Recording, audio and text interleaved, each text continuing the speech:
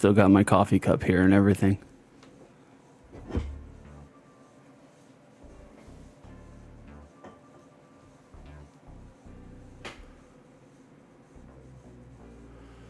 Guys, did you know Beef is going to do the intro this morning? Beef said he's going to do the intro. I'd like to say he volunteered, but I put him up to it.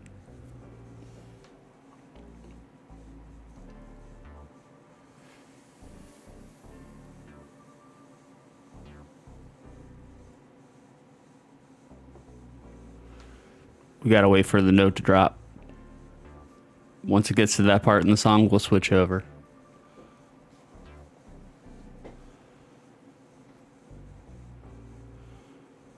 Here we go.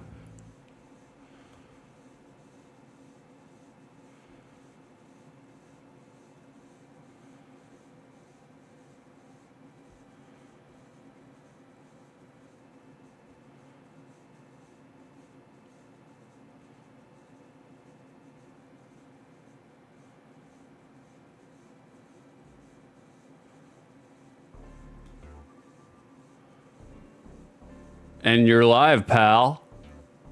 Hello, Judgmental Beef here, and welcome to another episode of the BroDown, the show which can only accurately be described as all caps streaming by Julia the Juggernaut from our Discord and fellow streamers. I'm Judgmental Beef, he of the Brock Lesnar pineapple hair. And joining me as always, my brother from a similar mother, the man who runs this entire channel, the down out of the BroDown, whether you're talking about depression or mental state or whatever sort of effort he puts into anything, 6 2/3. Thank you very much. You are correct. Look at Beef sporting the most delicious of newly hatched baby bird haircuts going on right now. Beef was like, oh, should I change this? Should I wear a hat? And I was like, no, go with it. I was like, present that as your best looking face. Nope, entirely as little effort as possible. I barely got my boiled bean water and my Mom Jean's energy drink ready to go. We'll see if we can get through another fart of a show today. Another fart of a show. Did you guys hear the intro that Beef did and immediately fucking ate shit during it? Immediately beefed it. I'm a perfectionist with these audio things. My well, I guess we'll get into it a little bit later, but for anybody who is in the know, my audio takes are supposed to be like, okay, well, it'll take you 40 minutes to do like a 2-hour show, and it took me 4 hours. Oh, Jesus Lord. Because I am a perfectionist. It's like, oh, I said this one word wrong. Do it again. I am not like, I'm not really a perfectionist. Like, I like a certain standard and a certain quality, but if I fuck it up, I'll just immediately start making fun of it and just go with it. Ugh. See, I wish I could do that, but that is not how that works. Not for voice tracking. Wow, you guys are already cashing in on your peppercorns? Have y'all tried peppercorns? Oh my God, we got Sileth in here, we got Drewby in here, we got John, all cashing in their peppercorns, and John already cashed in Pentiment. What a fuck. Oh, he wants to make sure we get this. I think he thinks that we're close to the end. We have to be. I was like, it has to. We have to be at this point. It has to be close to the end. We've done the Christmas celebration dinner. There. Oh. Carrison! Too much of an Edward II enthusiast and found out you can cauterize all your internal organs with just one red hot horn. Carrison's dead now, guys. She's dead. Also, one red hot horn is the only thing 6 brings to the relationship. Yeah, definitely. Well, not recently. I've been having a lot of ED problems, erectile dysfunction. Yep. Oh no. Can't get it up anymore, boys. There's What are you all edited up for? What's wrong? I have lead in the pencil, and I do have. No, wait, I fucked it up already. Oh God! Just immediately beefed it. Yeah, can't do it. Run it again, boys. Let's do another take. I was like, I do not have any lead in the pencil. I finally do have someone to write to. We just can't use it. We're closed for business right now. So are you still looking for pen pals? Is that how this works? Yeah, pretty much. Oh man, Oh. it's funny you mentioned that. Like I used to have a pen pal. I had multiple pen pals when I was a kid, like multiple. I can't remember where I found them. They were in the back of a magazine though, and like they had an advertisement for pen pals. And like I was talking to a Chinese girl from China. Bullshit, Obviously. you were. I know how the internet works. Well, it wasn't the internet. This is long before the internet. The internet didn't even exist yet. The internet didn't create that shit. This was going on before the internet. You were definitely talking to Johnny Panelvan over at the penal colony. Well, no, it's funny you mentioned that because I had three different pen pals. One was a girl from China. The other was a boy from Nepal. And then I was talking. I was like an 8-year-old, and I was pen pals with a convict in a penitentiary. Like there was some guy that was in jail. I don't remember what he was in jail for. I think it was non-violent crimes. We know what he was in jail for. I can't. God. Maybe it came from the church. Like maybe the church gave us contacts with which to talk to kids, to talk to convicts in the penitentiary. Bro, you are not helping your story. It was a story. Like I talked to this one convict in jail for like a year straight with pen pals, like the writing each other letters. It was weird, man. You talking with a convict who's probably in there for statutory reasons. Yeah, they called him Johnny Panelvans. Johnny Panelvan. And you were set up by the church to go through and contact Johnny Panelvans. There is a whole lot of this story that's sending up red flags. God, I wish I still had his letters. I guess I got rid of them a long time ago. Drewby, 6 and 2 cons. Yep. I'm keeping all the convicts entertained while they're in there for their lifelong stint. Oh my God. Drewby, when are you going to be back to the show? Because I have a very extra special edition of Beef's Been Busy. Mm-hmm. Yeah, he said extra special. Like, it's... extra. And if I know anything about us, it's totally extra. Oh, yeah, it's definitely extra. The special part, that's just generous. We're being very generous with that. Like, Kerrison, church pen pals. Mm-hmm. Well, that's the only thing I can think of from how I got in contact with different people all across the world and writing them pen pal letters. It either had to be from the church or it was the back of like a highlights magazine. That's because I was like, what access did I have to like pen pal directories? No, you were never talking with anybody from anywhere around the world. You were talking with some 40-year-old with a terrible scrub beard. Yeah. Couldn't wash himself and was sitting in his basement. Well, they didn't have Warcraft at the time, so Lemmings? Why are you going against John so hard? Like, I was going to say, we just started the show. John is a slave driver. He worked with me on my extra special Beef's Been Busy for the last month. He kept telling me all the things he hated about it. He said, this looks awful. I can't believe you did this terrible creative decision. And he's the one who produced what I have made now. I believe it. I was telling Kerrison, because I asked Kerrison right before I started, I was like, do you know what Beef's been working on? Because Beef will sometimes he's not able to keep it under his hat. He has to tell everybody about what he's working on. And I tried to tell you. Yeah. You told me no. No, I was like, I never want to hear it. I don't want to hear it. Like, it's bad enough I have to hear it on the BroDown. Like, right. I was like, I don't want to hear it before the BroDown. I want to be surprised and have my reaction be natural. Yeah, John is the one who said that it needed wrestling references, so that means 12 more Great Muda Misting a Drone gifts have been added. All right, well, that's cool. Like, Kerrison, Dr. Poole, origin story. Yeah, that's... we've come to this conclusion, and this will actually segue into our first topic, which is that, like, when I am out of the business, I am no longer a Poole Lord. I am no longer Lord Poole. Like, no, you're not shedding that. It is sticking with you. I don't know, man. I don't feel like it's fair, because if I'm no longer working in the business, I can no longer be a Poole Lord. If you retire, then you're still whatever your status was at the time. Well, that's true, too. Yeah. That's true. I do have the accreditations for it. Exactly. And also, if you were to tell me that Dr. Poole was your new character, you being a Time Lord as a pool cleaner completely makes sense to me, because I know you know better than anybody. All of those pool companies, whenever they get down bad, they just regenerate into a different pool company with a different name and a different logo. Yeah, they do. Yeah, they do. I'm kind of waiting until you burn through whatever chicken scratch you got paid for the rest of your business to go to regenerate into, you know, whatever the next step of pug pools is. Maybe it'll be a Pug pools, and you know, Florence Pugh is your spokesperson. Yeah, I'll do Florence and the Machine pools, and I'll or I'll do pugilist pools. Ooh, yeah, pugilist pools. That's pretty good. Yeah, I will bare knuckle box the algae away from your pool. Right. We will left hook it into destruction. Your logo will be a pug with boxing gloves. That's right. No, I do have that one. I do have that one image of a pug that looks like he's in the outdoor fight. It's just someone's dumpy Danny DeVito old timey body with a pug head on it. So that does work actually. So there you go. Pugilist pools coming soon when Six runs out of money. Well, that's inevitable.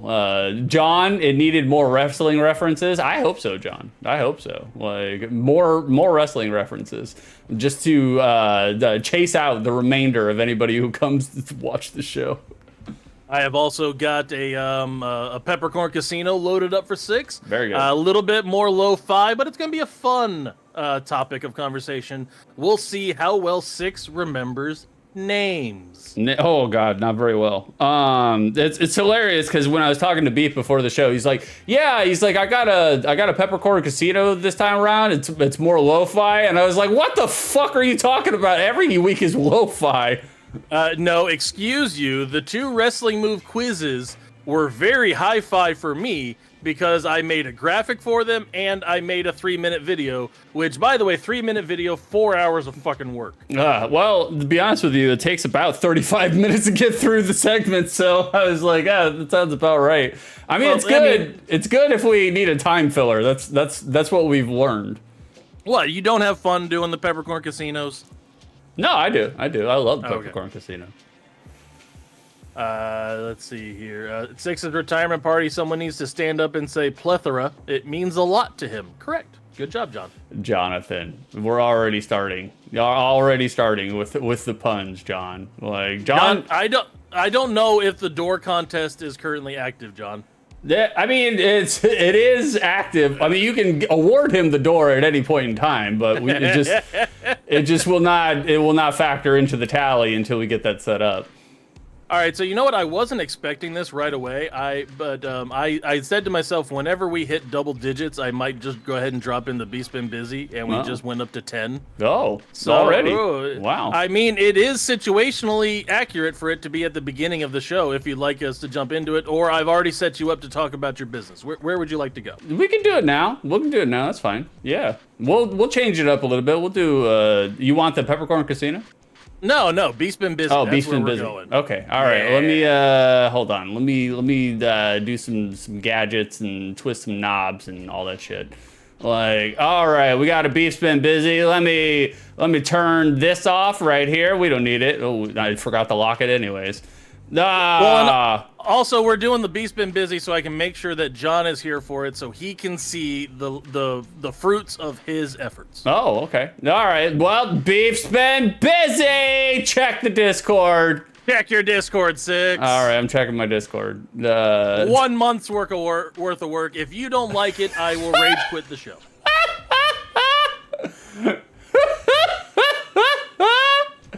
Oh, that's fucking funny as shit. That's really good, Beef. That's really good. Oh, man. Your name, especially good. Especially good. Really, on the mark. On the mark. Hey, what's going on, Frederick Dingo? Have y'all tried peppercorns? Because Freddy is. They call it a weird thing over there, but that's fine.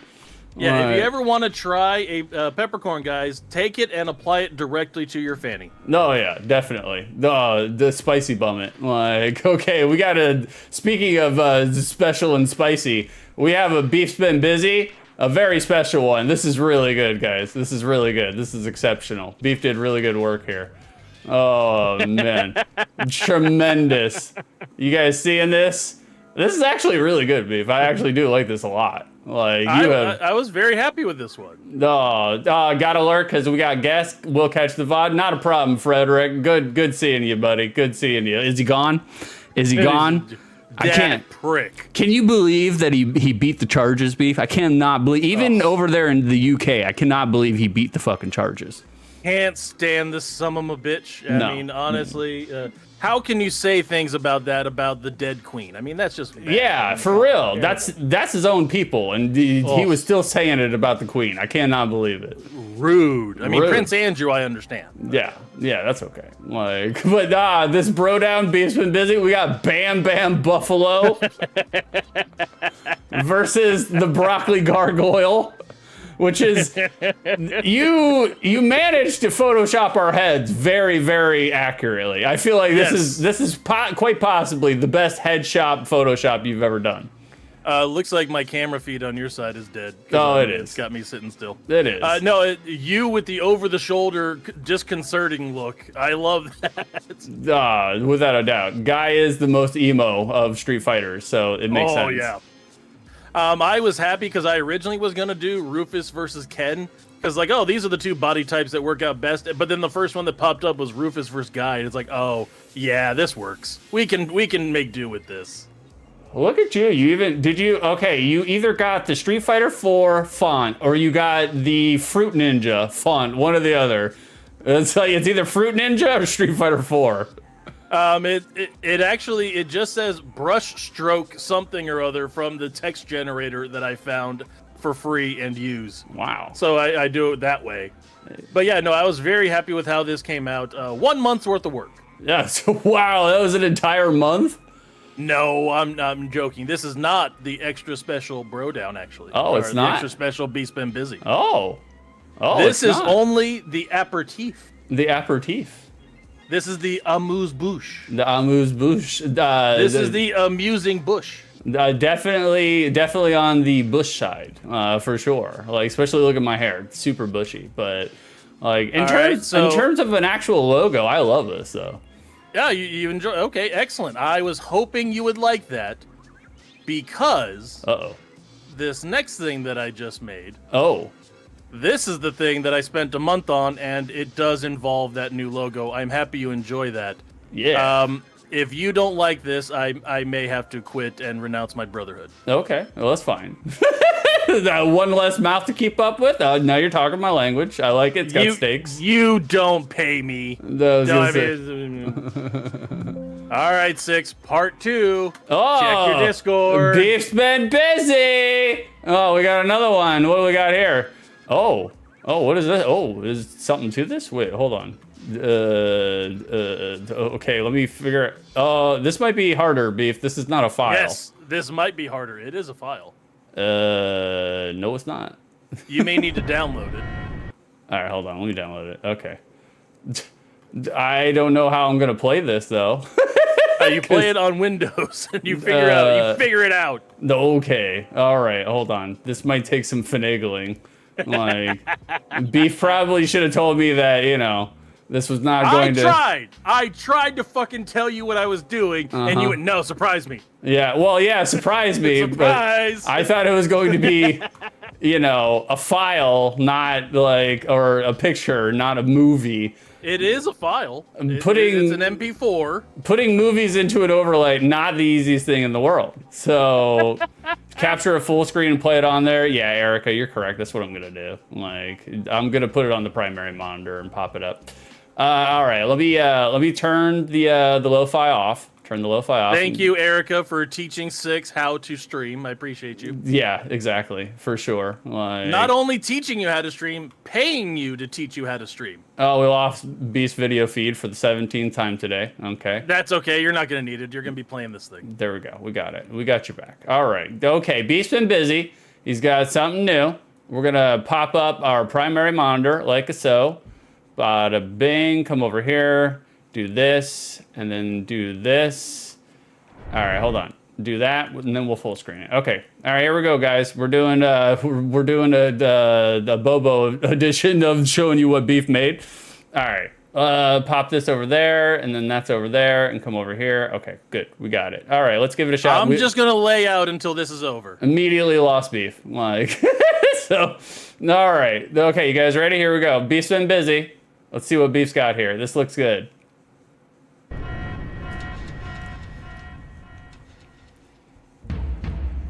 Let's fight like gentlemen. No.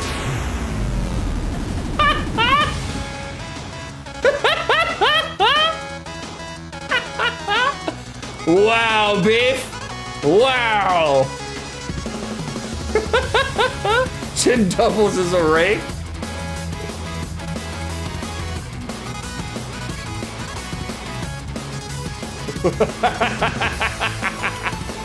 Hilariously obese.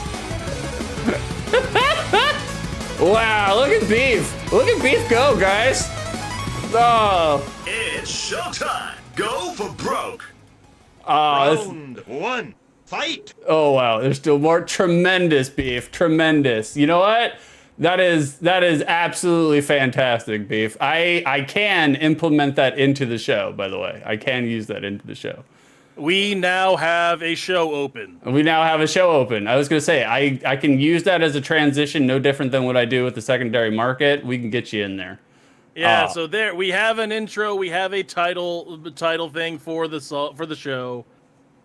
I was happy with that. I was very happy with how that came out with all of my Bobo art skills, trying to figure out how, oh, I can move this to the corner. I loved it. It was really good. That was actually really good. Like, the music kept me pumped the entire time. I missed all of your little jokes in between so that's going to be great, because then I can go back and rewatch it and be like, oh, I lost that one. I forgot about that one. Well, you know what that means. Uh-oh. Play it again. No, Let's do it again and read all the jokes. Go. No, I'm not playing it Let's go. again. Full screen it. Here we go. Let's make it happen. No, I'm not playing it. Re-intro the show. Start it over, kids. I'm not doing it. No, I will put it as a scene transition. That way the show actually physically opens up with it. That'll be beautiful. So there you go. We now have an intro title sequence. What did you think? Were you happy with that? Yeah, I was more than happy with it. I was like, first of all, you got the music pumping, and you got it aligned with the actual whatever the hell you're doing on the screen. So I was like, oh wow, look at this cohesion. Let's see if I can try to remember what the jokes were. What the lines were. Let's see. There was rakish rogue and chin doubles as a rake. Yeah, I thought that was good. I was happy with that. I gave you confidently incorrect and incorrectly confident. Correct. That sounds about right. Yes. Let's see. There was that one. I labeled you the #1 Pentiment streamer. I know. I saw that, and I was like, God damn it! No, I'll never get away from it now. It's now canon. Yeah. Well, it's 100% canon. Plus, the video ended with nothing but the Pentiment logo. So there's that too. God damn. We'll never get away from it. You're keeper of the lore, defender of the dairy markets, grinder of the peppercorns. Yep. Look at chat blowing up. John says excellent work, Beef. Carrison says, hey, good work, Beef. Silas says that was pretty gnarly. Look at you. Look at you. Let's see. For me, I put in there the Divine Bovine, patient 0 of type 3 diabetes. Type 3 diabetes. Daddy of the doorknobs. Daddy of the doorknobs. Obesely hilarious, hilariously obese. The producer, the Photoshop pontiff, the tender of the tenderloins, expert asset thief, and wrestling autistic. I was gonna say, you're giving away all the jokes, so people are like, nah, I don't have to watch it now. Well, no, they'll still try to read it. It still catches the eye, and they can go through and then try to figure it out and look at them. But I thought it encapsulates the show pretty well. Erica said, speaking of, it won't be here later, but I want to make sure it happens. Ah, damn, it's out of stock. That's right, Erica, because John beat you. You're both degenerates, and you can both go fuck yourself. How dare you? How dare both of you disrupt this beautiful, delectable BroDown with Pentiment bullshit? No, it is with the #1 Pentiment streamer. We are embracing it. Next week we're starting Pentumint. We're new game plus in that shit. There he is. What's going on, Frankie? Morning, boys. Well, Frank's here. I'll just go ahead and jump into one of our topics. Yes, the replay of the intro sequence I just made you. Frank, you missed it. It's time to come play it. We have a new title sequence. Play it again, Six. I'm not playing it. And this topic is called "Cursed by the Cheese." Cursed by the cheese. Cursed by the cheese. Yeah. For those that aren't aware, I have been railing on Franklin in chat. He more affectionately known as Super RPG Friends in chat. Okay. I thought when you said I've been cursed by the cheese, like you were talking about how you became an addict and you're like doing rails of crushed Parmesan cheese, like straight from the shaker can or something. Okay, yeah, that's right. It was different than what I thought you were going to. Okay. Yeah, every now and then I have to snort some granulated camembert to get my day started. Like camembert, the most Florida pronunciation of camembert that you can get. Okay. It's camembert, all right. It's not my fault. That's how it's spelled. It's B-E-R-T. How do you expect it? No, Camo Bert is when somebody from Sesame Street decides to become a gorilla. Just Camo Bert. And I've been making fun of Frank for a very long time. For those that are uninitiated, for those that are unaware, he's a bit of a culinary expert. He knows his way around food. Like, Frank knows a lot more about food than I will ever fucking know. One, because I don't eat any of it. I don't eat food. We just sustain through sunshine and chlorine. And brownies the size of a doorstop. Oh yeah, definitely. And two, because Frank is so well culinarily experienced, that's the joke. The joke is that because Frank makes really bougie good food, I have to knock him down a peg. And so I've been calling him Frankie Kraft Singles for probably almost a year now. Just Frankie Kraft Singles, Frankie Singles. Right. Because that's the joke. Frank knows to not use American Kraft Singles, and so naturally I have to spread a false narrative about him using American Singles. So that's the joke, guys. However, this weekend, Friday, I cursed myself because Carrison said she was going to make a rosemary loaf. She said she was going to make a loaf of bread. And we've been talking, and we're just like, hey, why don't we make a fresh loaf of bread so we can put some delicious deli meats on it, a cold charcuterie, and make some sandwiches out of it. Nothing better than making fucking really good sandwiches with fresh bread, correct? Okay. All right, that's where we are.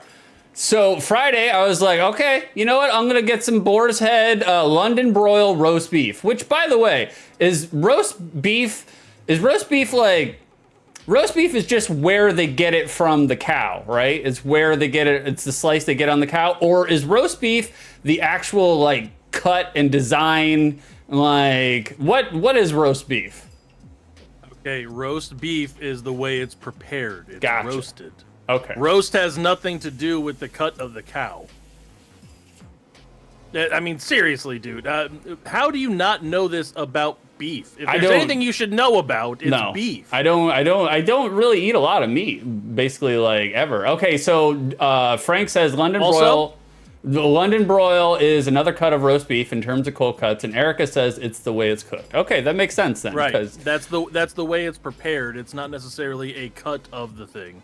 Yeah, John says roast beef is what you do every Sunday. Got him. Exactly. Got him. Exactly. Got his ass. Also, I would like to point out that your first mistake was buying Boar's Head because it's killing people in 14 states. I don't know. I've been buying it pretty consistently all throughout these recalls. I haven't gotten sick off of it yet, so I'm just like, but just because you didn't get shot on your way home doesn't mean you're bulletproof. I beg to differ. And whatever. And so I was like, all right, I want some London broil because I fucking love London broil. It's delicious. It is by far probably the best cut of, like, in terms of deli meat, best deli meat you can buy, London broil. It's not a cut. Yes, it is. It is not a cut. Yes, it is. London broil, it's London beef. Like, big fan of London beef. Yeah, it's definitely British beef. That's exactly what it is. It's not the style of broiling or how it's prepared with the sauces and the spices. No, it's just from Britain. Yeah, it's just from Britain. It's London beef. And I was super excited about it because I got fresh bread and I got London broil, and I absolutely fucking love London broil. London broil is like one of the few beef items where an actual, not like deli meat London broil, but if you like make a London broil, I will sit there and I will just fucking eat it all day long. I will just snack on it all day long. Squeeze on. I do need to go through and correct you on one thing. Just British one? beef. Yeah, British beef is the guy who goes, "Oh, hello, governor. Judgmental beef here. Oi, bruv, moo, isn't it? Oi, bruv, moo, isn't it?" And so I was super excited, and I was like, you know what? I'm gonna shut up, John. Shut up, So beautiful, so good, John. So good, John. I may be the daddy of the doorknobs. John is the champion. John Delivers every time. John, take your door. I'm showing you right now. There it is. That is a door dash. There it is. Good job there, John. You made a run right for it. Frank English beef would definitely be a Liverpool goon. Frank, you get the door too. I opened the door for John, but you can go through it too. You guys can both leave at the same fucking time. Well played. This is why y'all are my friends. Oh, God. And so I was super excited. I was stoked. And I was like, you know what? We're going to try to recreate an Arby sandwich, all right? We're going to try to make this as Arby's as possible. I don't know, because like, everybody dogs on Arby's. Arby's is completely fine. Like, I feel like if you go to an Arby's and order yourself a roast beef and cheese, you know exactly what you're getting. I think they are garbage. Well, I think they are reliably consistent. An Arby's sandwich tastes like an Arby's sandwich no matter where you go. Okay, so I may be colored against Arby's, and for a fault that's completely not of Arby's fault there. When I was like 7 or 8, that Simpsons episode came out where the bus crashed and they end up on a desert island.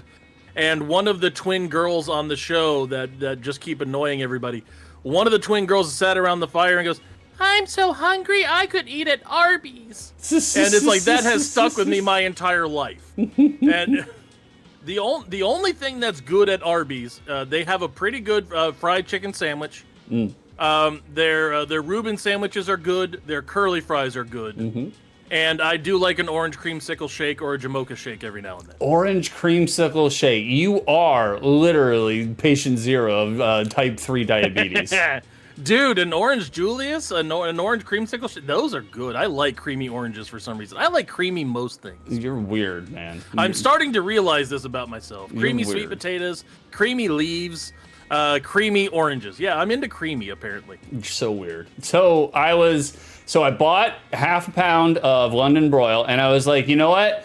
I need some cheese. I was like, we need some cheese if we're going to recreate the Arby's, because, look, we can't recreate the Arby's 100% perfectly accurate, because Arby's has a weird...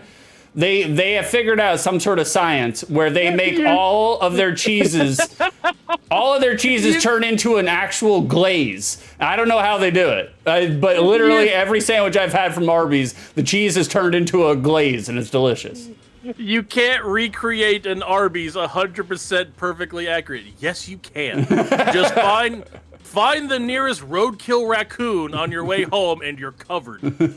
So I was like, okay, we're gonna recreate Arby's, and so I was like, we need some cheese, and I was like, in Publix they have like prepackaged deli meat, prepackaged cheese, boar's head. And I was like, okay, so I grabbed a half pound of London broil, and I was like, you know what? We need some sharp ass fucking cheese. So I got Vermont extra sharp cheddar. I was like, extra sharp. I was like, I want to be able to slice through a page of college rolled paper with this fucking cheese. Sharp it. Put the emphasis on Vermont. Like, that makes it fancy. That's right. It's like literally the only place that we really get cheddar from. No. That's all domestic cheese. No, it's Vermont. Vermont. Cheddar. We got Bernie Sanders himself gonna scrape this fucking cheese on this Arby's sandwich. Like, this cheese has been blessed by socialism by Bernie himself. That's right. No, Frank gave me the no. They use a cheese sauce for a lot of things with cheese. It's a cheddar cheese sauce. Well, that makes more sense. I was like, how do they get the cheese to be so plasmic? I don't understand. Oh, God.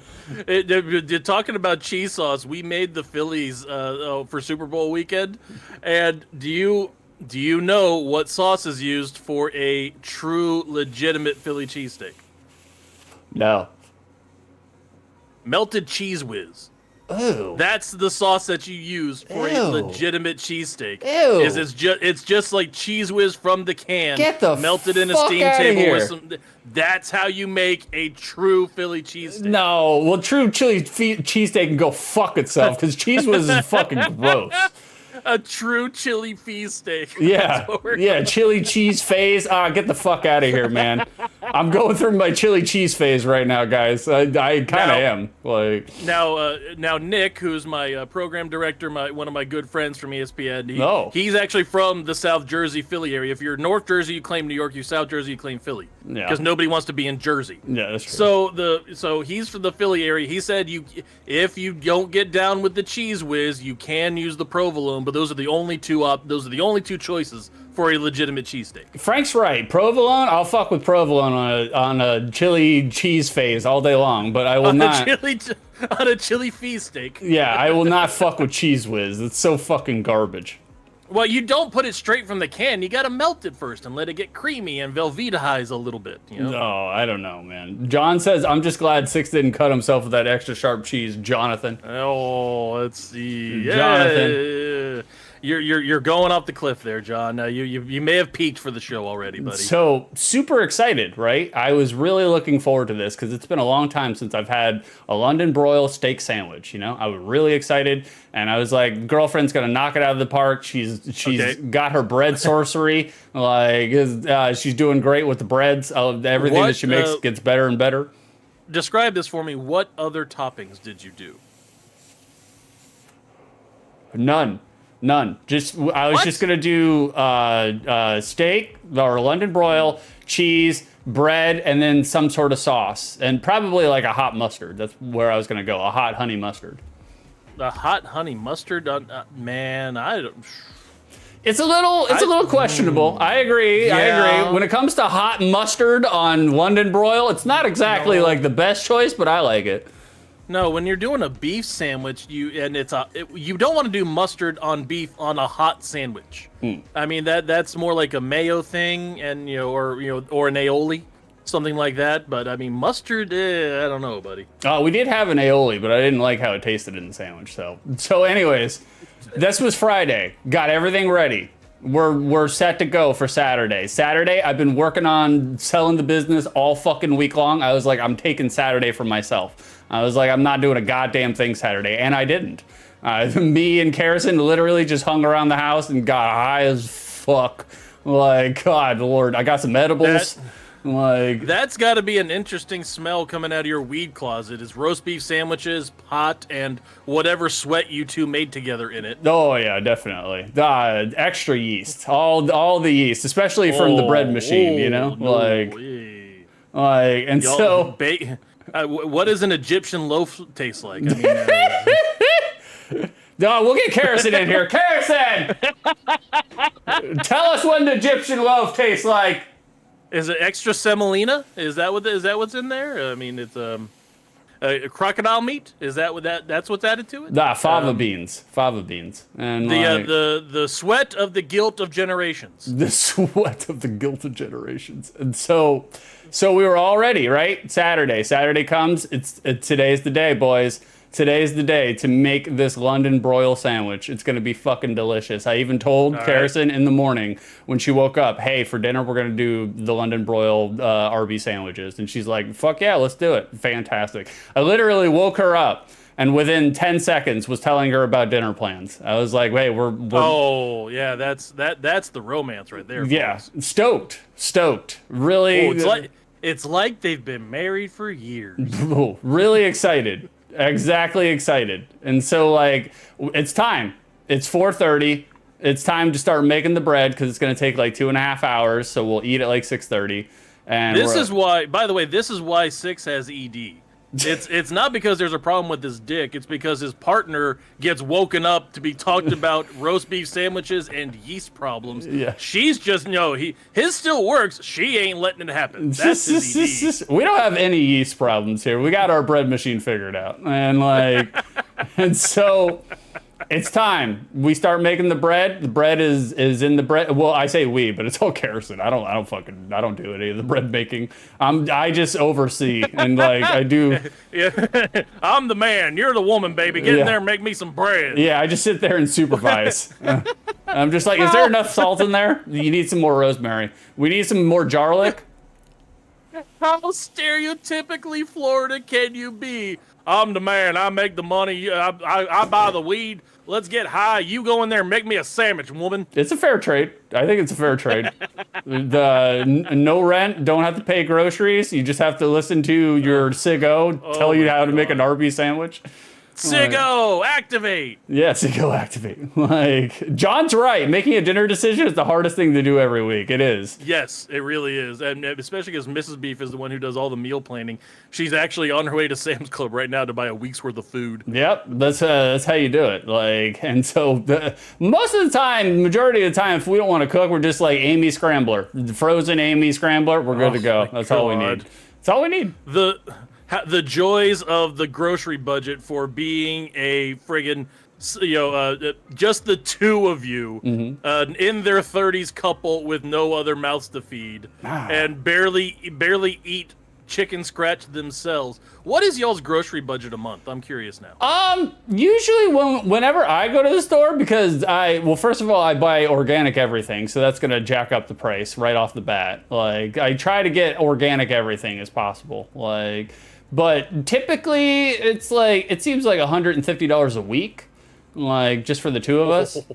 God. We do a lot of bougie power bars and energy drinks and all that shit, so that boosts the price.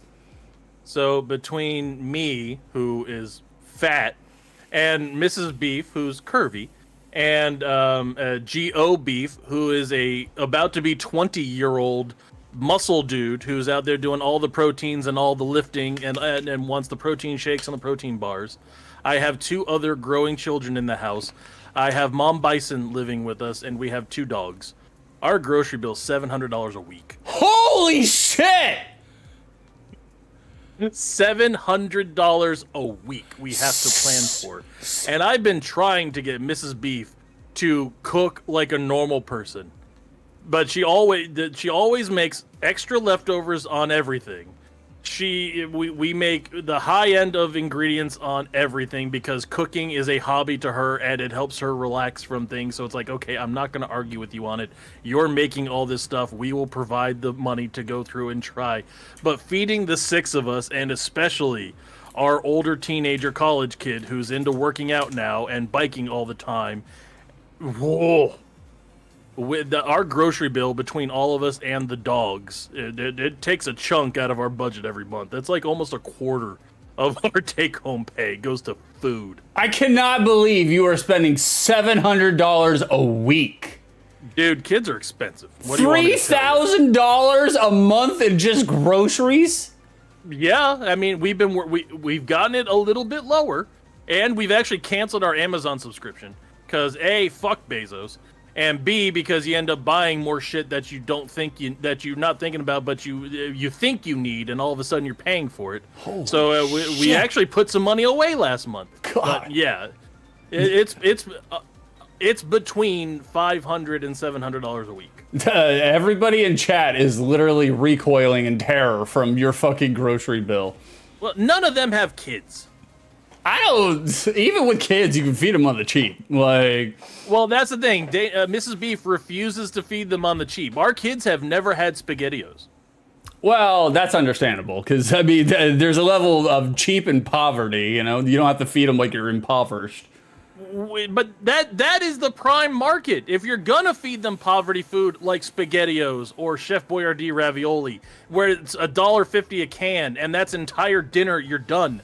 You don't have to make anything else. Now's the time to do it because they won't do that shit when they're 15. That's true. Maybe they might eat some SpaghettiOs when they're 15. Like, I mean, it can't all be like myself when I was my first year in college and I survived on canned chicken noodle soup and Lego waffles. Jesus Christ. Lego waffles, whatever. Lego waffles? Lego waffles. They're really hard. You got to tenderize them first. Like. Yeah, very brick-like. Yeah, like, oh man, coming out. Ooh, Lord, you're shitting in a fucking log cabin, man. Like that's I'm not fun. shitting bricks. Yeah, literally. I cannot. The other day, like 3 weeks ago, I was recoiling in terror because the stars aligned and we needed all of the groceries, our normal groceries, and then we needed all the household stuff like cleaning and whatnot, and trash bags and all that shit. And I almost cried a tear in the Walmart self-checkout when it was $330. So like. Dude, that is the first trip to the store for us every week is $300. God damn, $500 to $700 a week? Now that also includes household goods like paper towels and the toilet paper, and believe it or not, someone with an ass my size goes through a lot of toilet paper. I believe that part, but I'm just like, bro, you guys need to do like Hungry Root or Fresh Express or whatever the fuck that shit is. Give that a shot. That stuff is more expensive for 6 people and 2 dogs you gotta feed. No, I don't know, man. I don't know. Yeah. But anyways, Saturday, we're ready for it, right? Like, it's time for a London broil sandwich. We got the bread in the bread maker. The bread's already going. It's going to be great. It's going to be fantabulous. And, like, we're getting everything out. We take the roast beef out, let it get to room temperature, because I don't mind. We weren't gonna air fry it. So I was like, all right, we'll get everything out, let everything get to room temperature. We get our mustard and our aioli out, let it get to room temperature, and we're good to go. And while we're getting the cheese out, because we're like, well, I don't want no cold ass cheese on my fucking, cold cuts. So I was like, let's get it to room Woman, I temperature. don't want no cold ass cheese on my cold cuts. No. Make my sandwich right, woman. That's right. And so we get the cheese out. We lay the cheese out. And Carrison's like, did you want this kind of cheese? And I was like, hell yeah, I want a Vermont sharp cheddar. It came straight from Bernie Sanders. Why wouldn't I? And she's like, baby, this is not Vermont sharp cheddar. And I was like, it isn't. I looked at it. It looks yellow. It's definitely Vermont sharp cheddar. Like, how could it not be? I looked at it. It's yellow like every other cheese I buy. Well, I bought Swiss the other day, and that was white. So, like... it's Swiss. And Swiss was good. It was really good. And then, come to find out, lo and behold, we open up the package. And I didn't even know that Boar's Head sold this kind of fucking cheese. I was so fucking pissed off. We open up the package. It is Boar's Head American Craft Singles. That's what it is. Oh, God. And we try it. Because, like, they're not shaped like the actual Kraft Singles, but it is definitely Kraft Singles, you can tell. And we try it because we're like, okay, well, maybe Boar's Head American Singles is good. Maybe we can make it. Maybe we can still... Nope. I try. It's fucking disgusting. It is literally... Look, this is a true story. This is what I had to do. I took a bite out of this fucking Boar's Head American Kraft Singles. I took a bite out of it, and I was so disgusted by how fake it fucking tasted. It didn't even taste like goddamn cheese. I had to go and get a fucking cheddar cheese stick that was cheddar to replace the taste of American Kraft Singles in my mouth because it was so disgusting. God. By the way, it's good to hear that you and Carrison successfully recreated the experience of having Arby's. You take a bite, this is fucking disgusting. Yeah. So, needless to say, my plans yesterday got fucked. And I didn't I was so fucking disgusted. I literally took and Carrison's like, well, maybe if we melt it, it'll be better. And I was like, no, throw it in the trash. It's garbage to me. I will not have it in this house. Like, here is all the work that you produced for me. You did it wrong and threw it in her face. Yeah, I was like, I threw it at her feet and spit on it. I was like, this is your fault. See what you made me do. And I was like, God. So needless to say, we had our London broil. Did you take it out of the wrapper? You know what, John? Melted the plastic directly on it. It would have tasted better with the fucking melted plastic. Give me some microplastics in there. At least that's something that I know what it tastes like, you know? And I love that she checked with you to check if that was the cheese you meant to buy, and you immediately reaffirm, I know what I'm doing. I know. Literally Don't you tell me my business, devil woman. Yep, that's where I was going. Literally every time the Carrison corrects me, I'm like, don't tell me my business, devil woman. Oh my God. And so, needless to say, we had no cheese on our sandwich. Sandwich was still really fucking good. It was delicious. It was so fucking hubris. good. the hubris of people who don't get food. No. And don't understand what they're doing with food. No. Trying to be Arby artsy about it. Arby artsy. That's me. Arby artsy. That's right, John. Artisan Arby's about it. That's right, John. Confidently incorrect. Confidently incorrect. Yep. Yes. You got it, brother. You got it. And That is why you got that label in the title sequence, buddy. so, congratulations. You played yourself. I've been making fun of Frank for almost a year about being Frank Kraft Singles, and then I fucked myself and bought half a pound of Kraft Singles, and it's literally fucking inedible. Oh my god, that is so hilarious. Also, it drives me nuts because I know exactly the prepackaged stuff that you have, and it definitely has a readable label on it. I was literally crestfallen last night. I was beside myself because here's the problem. The Publix is right up the street. Publix is literally a fucking 6-minute drive away from where I live. Problem is, I was too stoned on peppercorns and I did not want to leave the house. The last thing I want to do is like, once I get to a certain threshold of stoned, I'm not leaving the house. I refuse. This is definitely not what I intended. Fuck it, it'll be fine. Guess what wasn't fine? No, we did it without the fucking cheese, and it was totally fine. But after this show, I have to fucking make a run to Publix, get some more London broil because we demolished it last night, and then get some actual fucking goddamn craft cheese, some actual goddamn Vermont cheese. All right, so no, I would like you to trust your brother Beefy. Mm-hmm. I do not want you to go get cheddar to use for this sandwich. All right, what are you recommending? Go to Publix and get their Chipotle Gouda. I don't think Chipotle Gouda on London broil works. It 100% does. Chipotle Gouda, it's the Gouda on top of it, which is very Gouda, and it has the Chipotles in there for a little bit of spice. I promise you it works. Go get the Chipotle Gouda. You will get the Chipotle Gouda, try it, and come back to me next week and thank me for it. Baby, weigh in. Do you want some Chipotle Gouda today? Because I'll go to the deli counter and I'll be like, I need a quarter of Chipotle Gouda.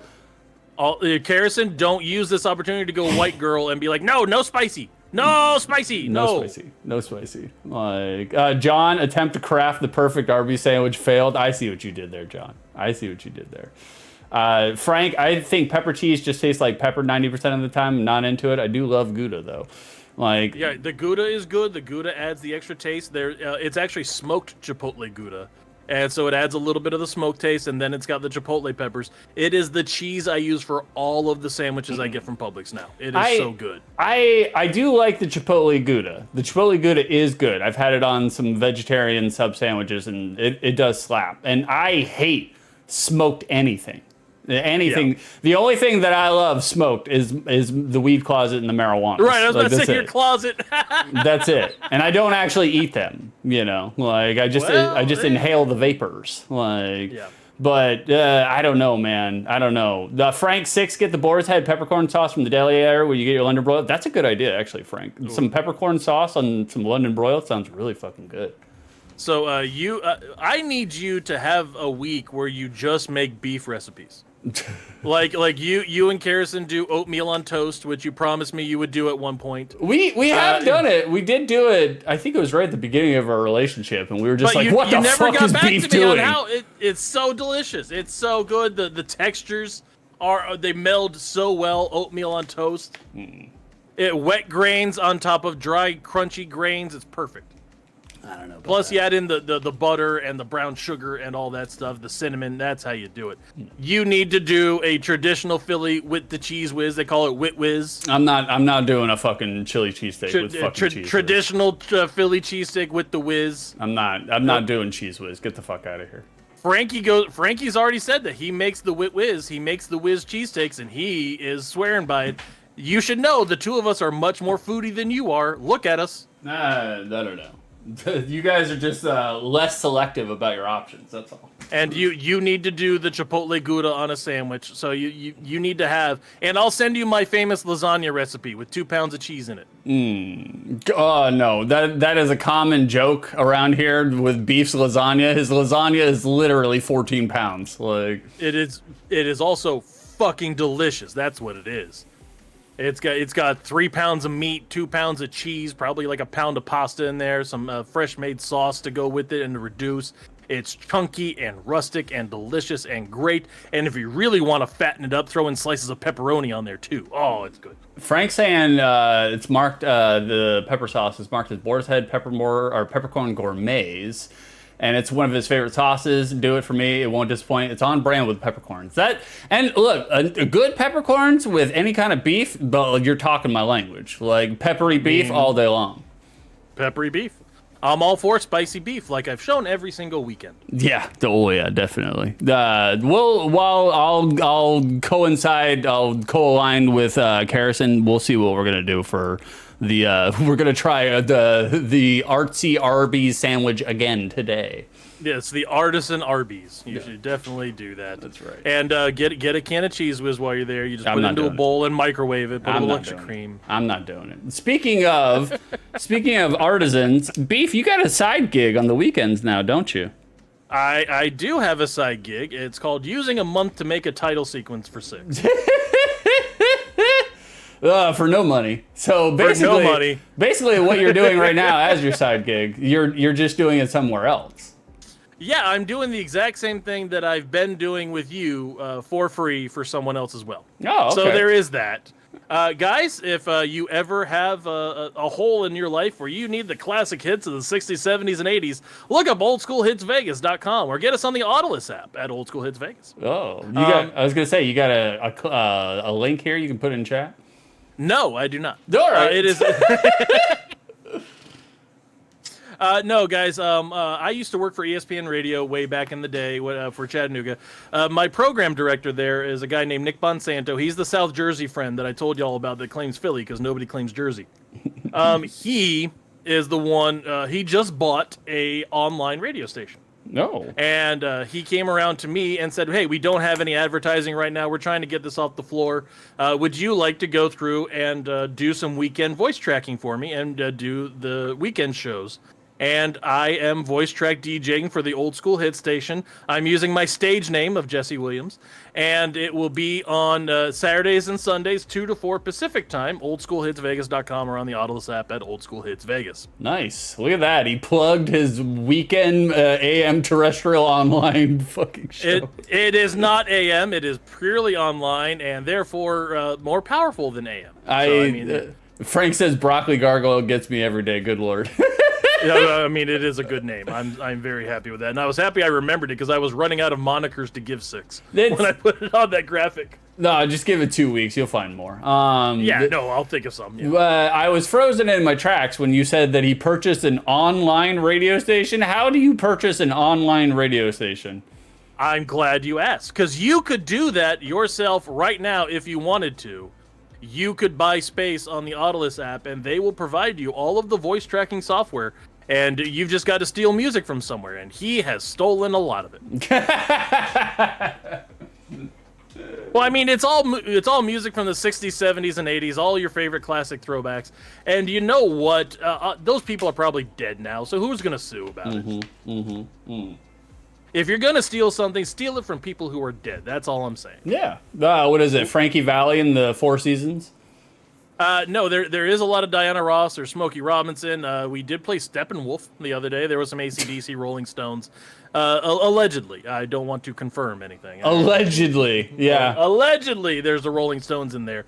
They might be expensive. You don't want to get Angus Young after you. Like. No, we did play some AC/DC. So, I mean, there was... Sounds about right. But yeah, no, I'm enjoying it. It's been I actually have not done any DJ work since college. So it's been a long time. And, it's getting back used to going through and reading something and putting a music bed under it and trying to be upbeat and excited, but also trying to find ways to get my humor and irony poison into things as well. Mm-hmm. So, kind of working my way in with different things. It's been fun. My boss, Nick, told me that, this takes me about 40 minutes to do a show. And it's like I went through and to voice track 4 hours of show took me 5 hours yesterday. Ooh. And I'm literally only speaking for 3.5 minutes an hour. Jesus Christ. Lord. So as I'm clicking these things over and over again, it's, oh, that sucked. Erase, hit record. Oh, that was terrible. Erase, hit record. Oh, damn it. I screwed up this one inflection. Erase, hit record. Do it again. Oh my god. Keep going, monkey. Lord. And it is not good. No. To put my perfectionist audio thing. It's like, oh, I've got to speak all of this right the first time, or it's not going to work. Oh shit. Yeah, brother. You've got some perfectionism issues. That's for goddamn sure. Speaking of perfectionism issues, hey, Lord Drewby, you did miss Beast Been Busy. 6 is going to replay it now so that you can see it. Let's run it for Frank and Drewby. Here we go. Oh, all right, hold on. Let me do it. I'll do it. Oh, wait, he's actually going to do it. Oh, shit. Yeah, I'll do it. All right, let me pause this. Come back over here. You guys want to see it? I'll play it. I'll let the beef. Okay, it's over there. All right, come over here. We lost beef, but that's fine. Hold on one second. Yay, peer pressure. All right, we'll get rid of the slideshow and then come over here to our primary monitor and then boost this. Here we go. This is what beef made.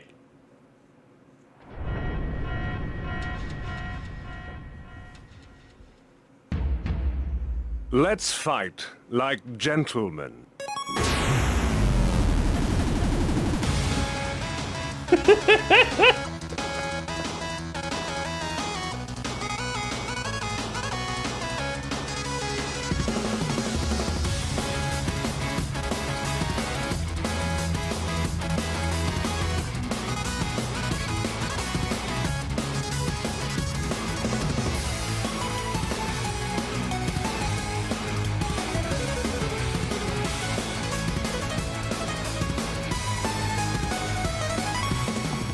It's showtime. Go for broke. Round 1. Fight. Very nice, very nice. Look at Beef. Look at Beef doing all the things. Doing all the things. Check him out. Yeah, Beef has been busy. That's right. We lost Beef. Beef's gone now. Ah, I'm back. Yeah. So there you go. That was enough for a piss break for me. That worked out nicely. Very good. Very good. Yeah, Beef didn't even stick around for his own fucking thing. No, it's like I don't want to watch it anymore. I am tired of looking at that son of a bitch. I have been working on that for a month now. All of my free time has gone to it. So yeah, that's been I'm here for my flowers, that's all. That's right. Drewby said, damn, Beef has been busy. Go for bro. Go for broke. Frank says, proud Beef, real good. I've just been learning animation too, so I know how long that took you. I'm a foul. And actually, Frankie, no animation in there. None whatsoever. It is all video clips I shamelessly stole from YouTube and put our dumb faces over it. I like how Beef had to clarify there's no animation in there, as if anybody couldn't figure it out by watching it. Zero animation, just all video editing on things I stole and screen capped from YouTube. I did find out how to get any video I want from YouTube, though. That's nice.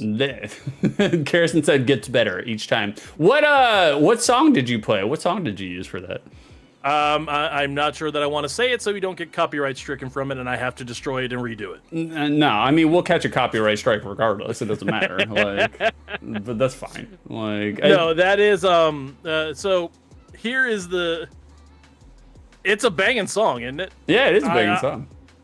And it's a song that recalls Mega Man, so it's like, okay, I'm gonna do this kind of like Mega Man themed, and I'm gonna end with the Street Fighter graphic, which, by the way, entitled Bro Fighter Turd Strike. Yeah. And so I end out with that in the round 1 fight, and it's like, oh, we're gonna do this all Capcom coded for the intro sequence.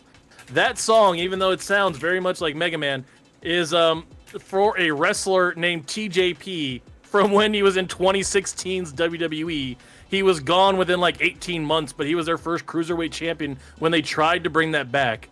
And his entire gimmick was, I'm a video game guy, I'm going to say game over a lot. No. And that was his music with the arcade coin flip and the upbeat Mega Man beat. Really? And yeah.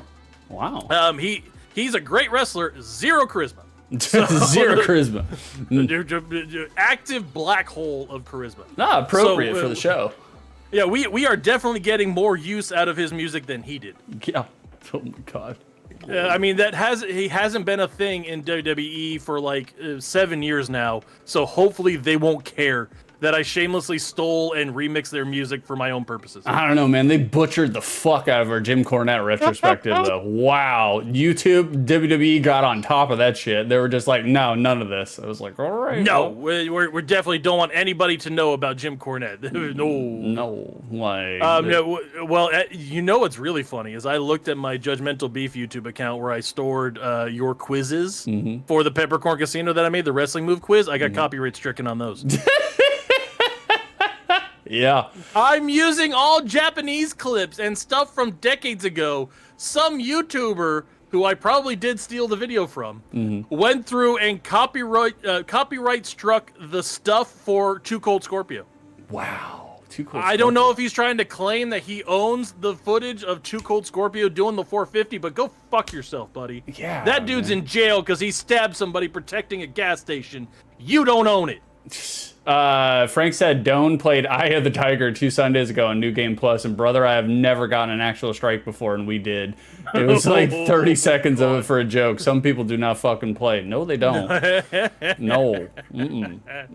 Yeah, no, I know I can't play Eye of the Tiger. As much as I want to because of the Philly connection and the Rocky connection. Yeah, no, I'm not putting that anywhere near the air. No. I mean, for me, like, nobody actually goes to my YouTube, so it's like, it's not a real big deal if the content is blocked in some territories, because I'm just like, what do I care if Serbia doesn't get to see this fucking video, you know?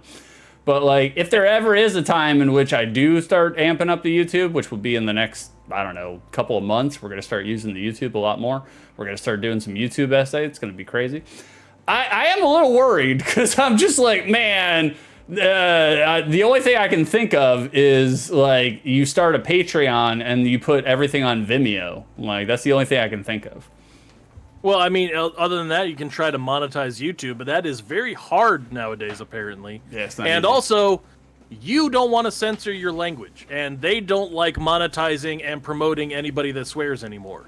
Oh, yeah, big time. I've already thought about that. Like, when I do transition into YouTube content, I'm basically going to have to clean up my act a little bit and not curse as much. Right. And also, I mean, you could always go the Super Dave Osborne route, and every time he cusses, just put a duck quack. Yeah, duck quack. Like, I mean, it'd be hilarious. The show would be mostly duck quacks, but it would be very funny. It'd be the Simpsons sound drop, Mr. Black. Like, Drew. By the way, I love Super Dave Osborne. I didn't realize how much he cussed on his shows. Oh, yeah. But every time that he got hit by an anvil or something, it would always be, oh, fuck, and then just quacking. Drewby says, I had an unlisted video upload of a video recently get falsely claimed. It was a company who was notorious for false claims. Thankfully, it seemed to have been a lucky hit because another upload with the same audio wasn't hit. YouTube monetization requires 1,000 subscribers. Well, yeah, we're not getting there anytime soon. Over 4,000 watch hours on your video. We're not getting there anytime soon. And 2 other things you would cross along before those other 2. Yeah, that's true. Frank's shorts videos, making things, is adding an AI bleeping thing for cursing, and I can't wait because Lord knows we needed something. Oh, yeah. Oh, yeah. God. You do need to get into shorts. I know. For all of the clips that we've had and we've been able to put on the show, anytime that there's like a 90-second joke, a 30-second joke, a 60-second joke, anything that just ends up with the 2 of us busting out laughing, that's a perfectly fine YouTube short. I know. I'm gonna get into shorts, guys. I learned my lesson from the first indecent exposure charge. I'm gonna start getting into shorts. Don't worry about it. I've always been much more of a pants guy. I'm with you. I can't stand wearing pants. I fucking hate wearing pants. I've been a Floridian for too long. I don't know the world of pants. We live by our shorts. I don't like wearing shorts because I'm tired of people commenting how translucent white my legs are. Oh, yeah. This man literally goes to the beach and he's a fucking prism. Like, right. Like, I go outside and it looks like we're having a disco rave party because light has hit my legs and refracted. Yeah. Oh, yeah. Big time. Like, John switching from pool shorts to YouTube shorts. I'll still rock the pool shorts. I'll still... Yeah. I mean, like, look, I'm hard-coded to wear dad wear. So that means your shorts are shorter than your underwear. Like... when he says dad wear, he means he literally inherited it from Pool Alpha when he gave over the business. Yeah. I mean, look, I am a big subscriber to because I used to be against it. I used to have long over the knee shorts, and then as I got older, I'm like, this is a pain in the ass. Who the hell wants shorts that are longer than my fucking knee? I was like, the shorts, literally, we need to have the curvature of my left ball coming out of them to be that short. No, I'm a big believer in over the knee shorts. That is, I wear the long and one Walmart basketball shorts double XL. Those are what I do. They're starting because it's Tennessee. They're all camo colored, but it's like no, these are comfortable. I'm wearing these. Camo colored. Yes. Camo colored shorts. Just different patterns of camo. There's the black and the white, the red and the white. There's the purple and the gold. These are all ones I actually own in my shorts drawer.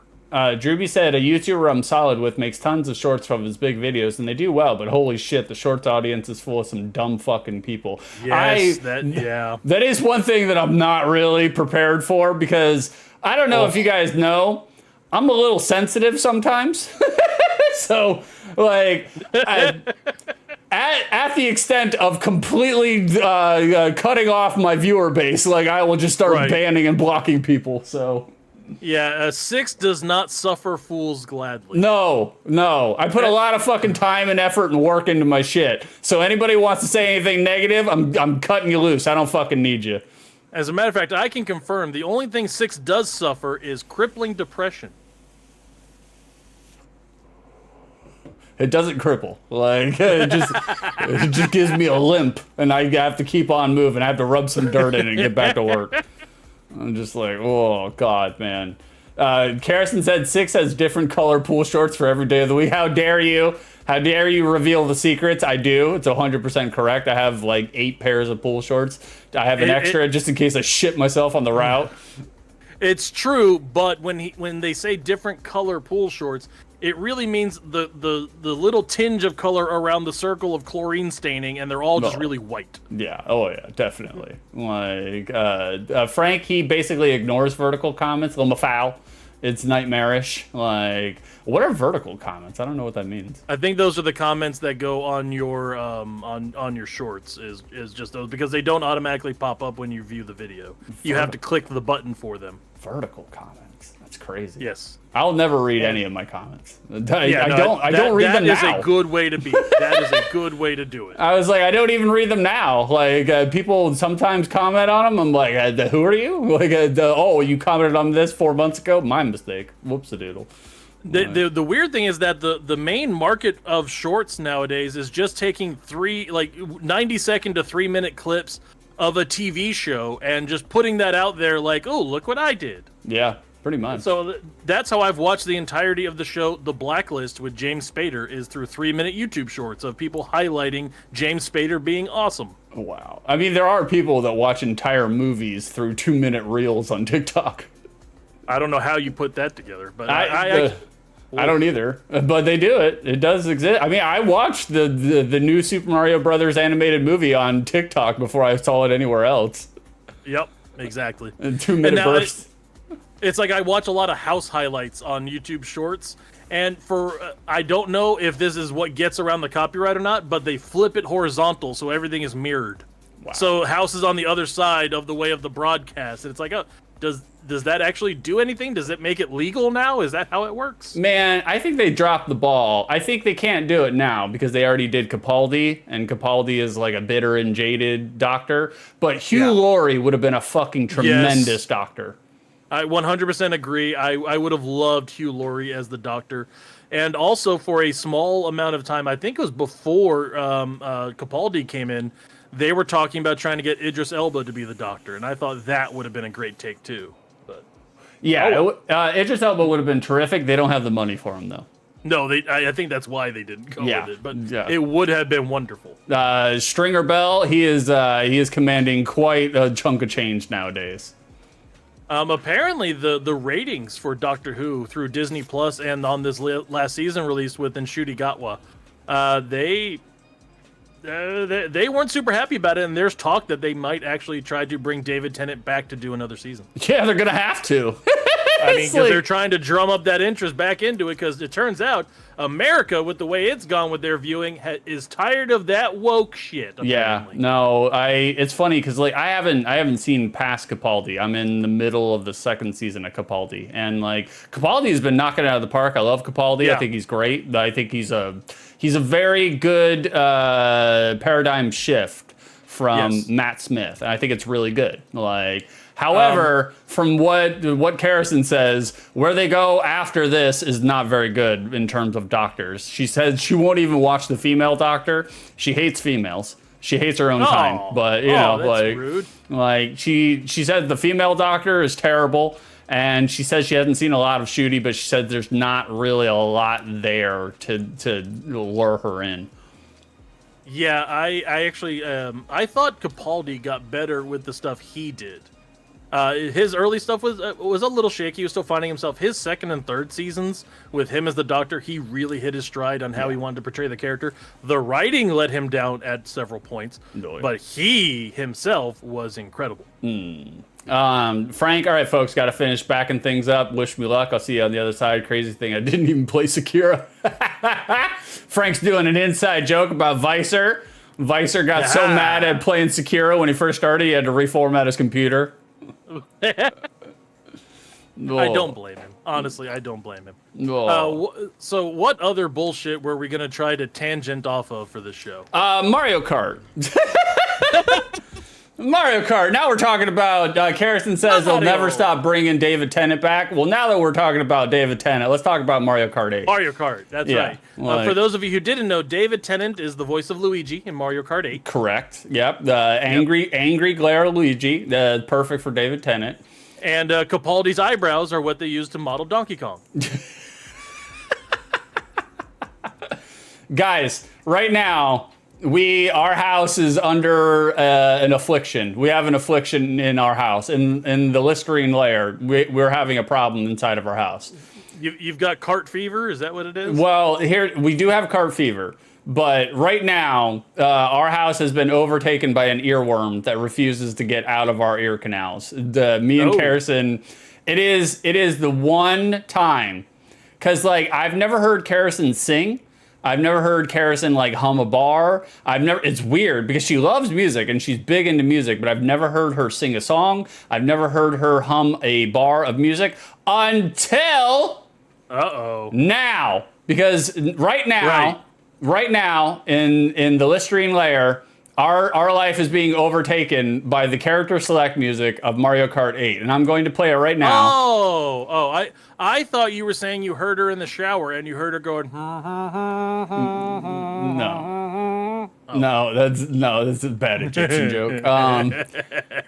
But right now, I'm going to play a couple bars so you guys know it. Our life has been overtaken by this song. I'm going to play it right now. 3, 2, 1. Oh wait, I have to turn it up. Let me turn it up first so you guys can hear it. There we go. All right, 3, 2, 1. This is what our house has been overtaken by.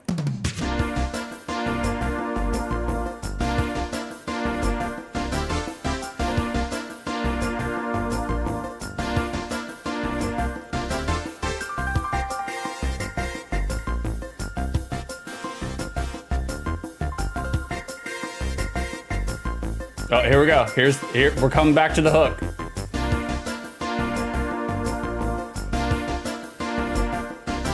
All right, so our house is in shambles because of the fucking character select song from Mario Kart 8. Literally cannot stop humming it. It infects Karrison. I was doing it the other day, and she literally started humming the bars to it, and I was like, wow, can you believe it? Something's in her brain. Oh, that's handy. I mean, I still thought you were trying to hum the Mega Man 2 song. That's what I heard the whole time. But now hearing it, which I didn't actually hear because you don't share your screen, it's not on Twitch. Nope. But I mean, yeah. Oh, beef! You banned Overwhelming Tablespoon. Immediate ban. We're not playing with this shit today. Oh. I have no. The beef ain't got no time for fucking spammers. Wow. No, we're not playing the spamming game. I don't want cheap viewers. I want expensive viewers. That's like right. all the ones that we have. That's right. Karrison, give me a 555. Come on now. How did this become content? Because it's great, baby. It's great. No. Wait, that's not it? Well, that does segue because what we've been doing over here in the Listerine layer is I have had a just aggressively boring and bland week over at the Listerine layer.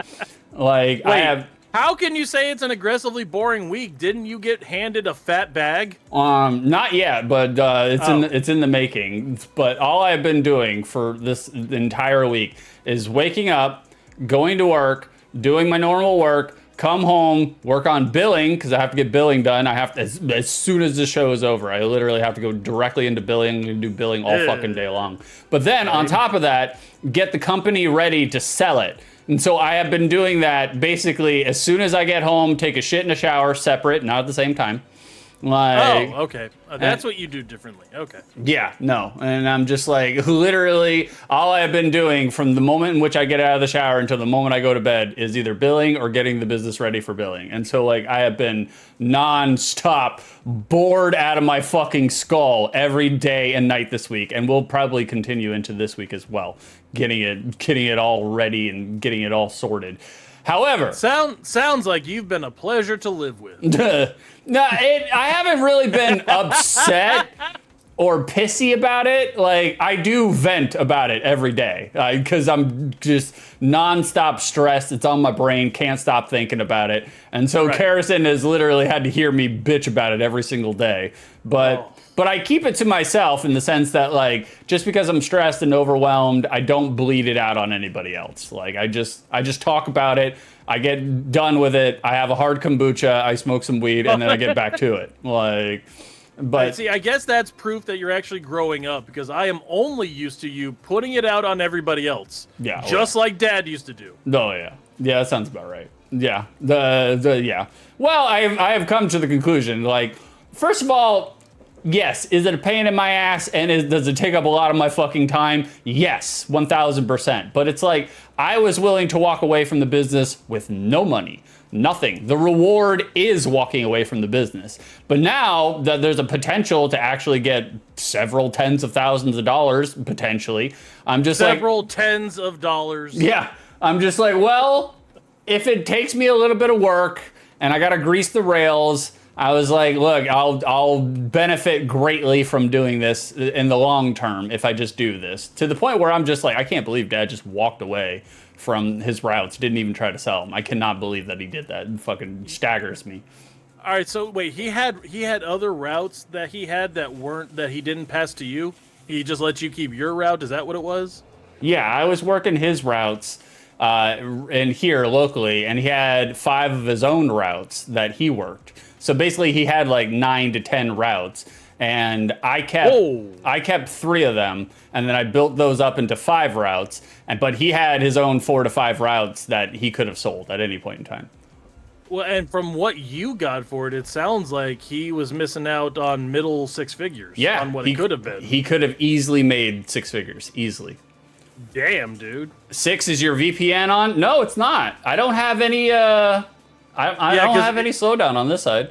It's been buffering and screwing up over here, dude. So you might want to check for shit because I don't know what's going on. I did. I got nothing going. Baby, go to mobile, go to data, turn the Wi-Fi off. That's that's the only thing it can be, is that she's just using too much bandwidth while I'm streaming, because I have no notifications that we're losing frames or anything. I did an internet speed test before I got on. I'm uploading like I normally am, so the only thing I can think of is Karrison is sucking up the bandwidth by using too much Wi-Fi.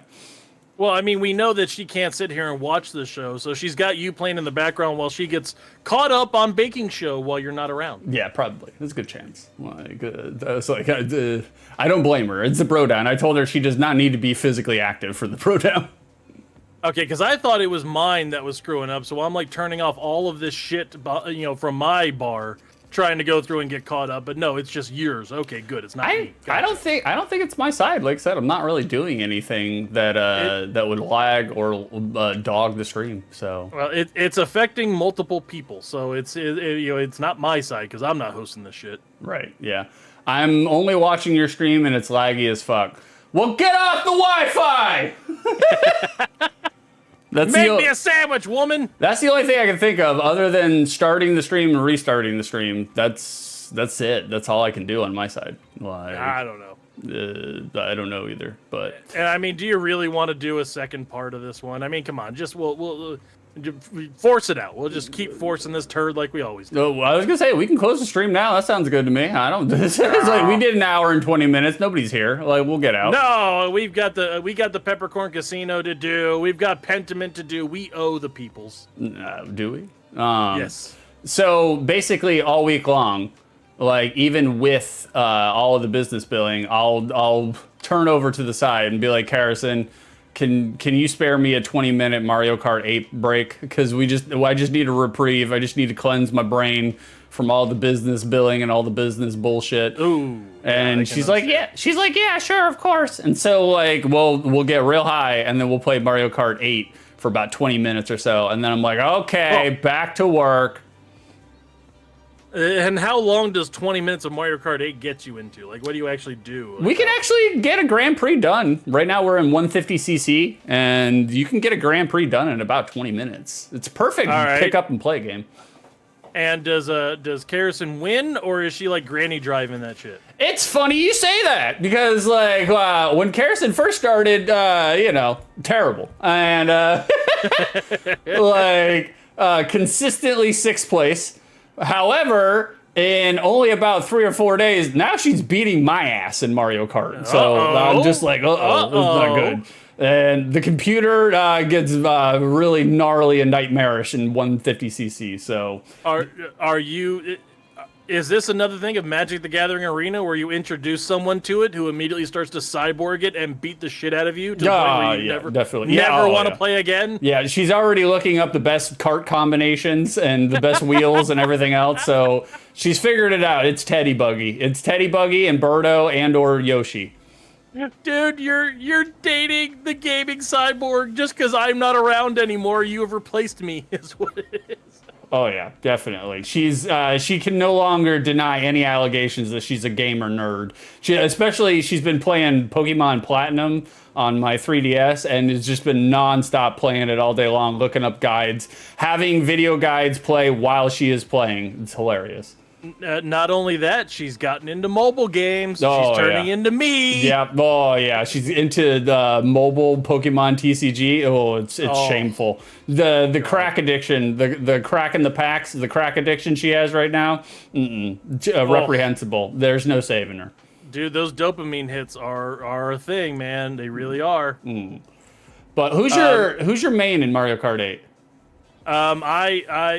I mean, it's no question. You already know I do all the beefy boys. I'm Bowser, Wario, Donkey Kong. Those are my dudes. I play those are my mains in every game I play. It's grapplers or beefy boys. That's the way I do it. Grapplers or beefy boys. So I main E Honda and Zangief. And I also main normally King DDD on Smash Brothers, and so that is exactly how I do. I used to love his super move back in the day when he would call all of his minions in a rain of pain and knock everybody off the stage. That was the Imperial March of the Penguins. In a rain of pain. That's right. So who's your main? You didn't actually say who your main was. Bowser, Donkey Kong, and Wario. Did you say? I thought you said just beefy boys. I didn't actually hear. Yep, nope. I definitely exactly said who I was maining. Oh, okay. Yeah. All right. My main, like, I vacillate between. Usually, I'll go with Luigi because he's Luigi, and then if hold on, I'm doing something on this side. There we go. If not Luigi, I'll go with Tanuki Mario. Mostly just because when you pick Tanuki Mario, he's like Tanuki. He's very, very excited and exuberant about the fact that you chose him. All right, so your mic cut out your Tanuki Mario exclamation. What was that again? It's just Tanuki! He's very happy over the fact that he is Tanuki Mario and you are choosing him. I thought you always picked Luigi because of disapproving a Luigi face. I do the Luigi death glare, yes. Of course. Like, Luigi looks really pissed off when he hits somebody with a green shell.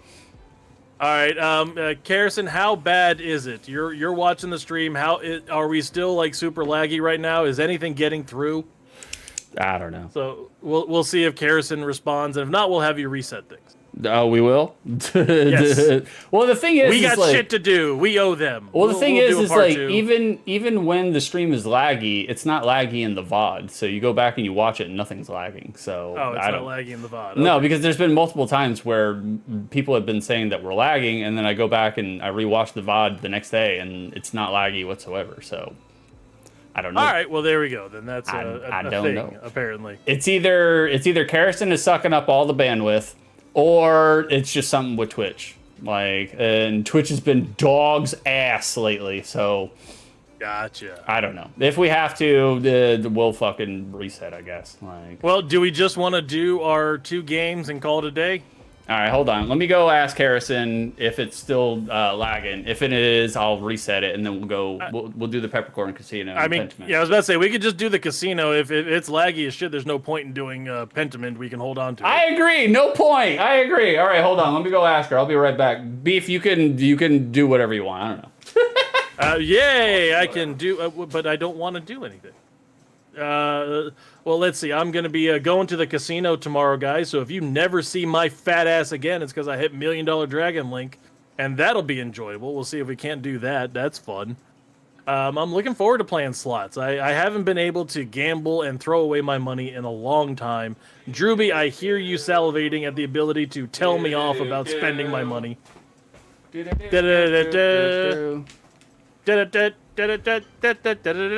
right, we're gonna reset the stream. All right, hold on, guys. We'll be right back. And I think we're live again. We'll try it again. All sorts of things happened. My ring light decided to die, and then my computer got hung while I was restarting it. So I was like, wonderful. This is exactly what I wanted from today's show. 100% the only thing that is hung in that room. Oh yeah, definitely. ED. Oh my god, dude, seriously. Lord. By the way, hello, Judgmental Beef here. Welcome back to the BroDown, one of many shows on Twitch completely supported by Egyptian tech support.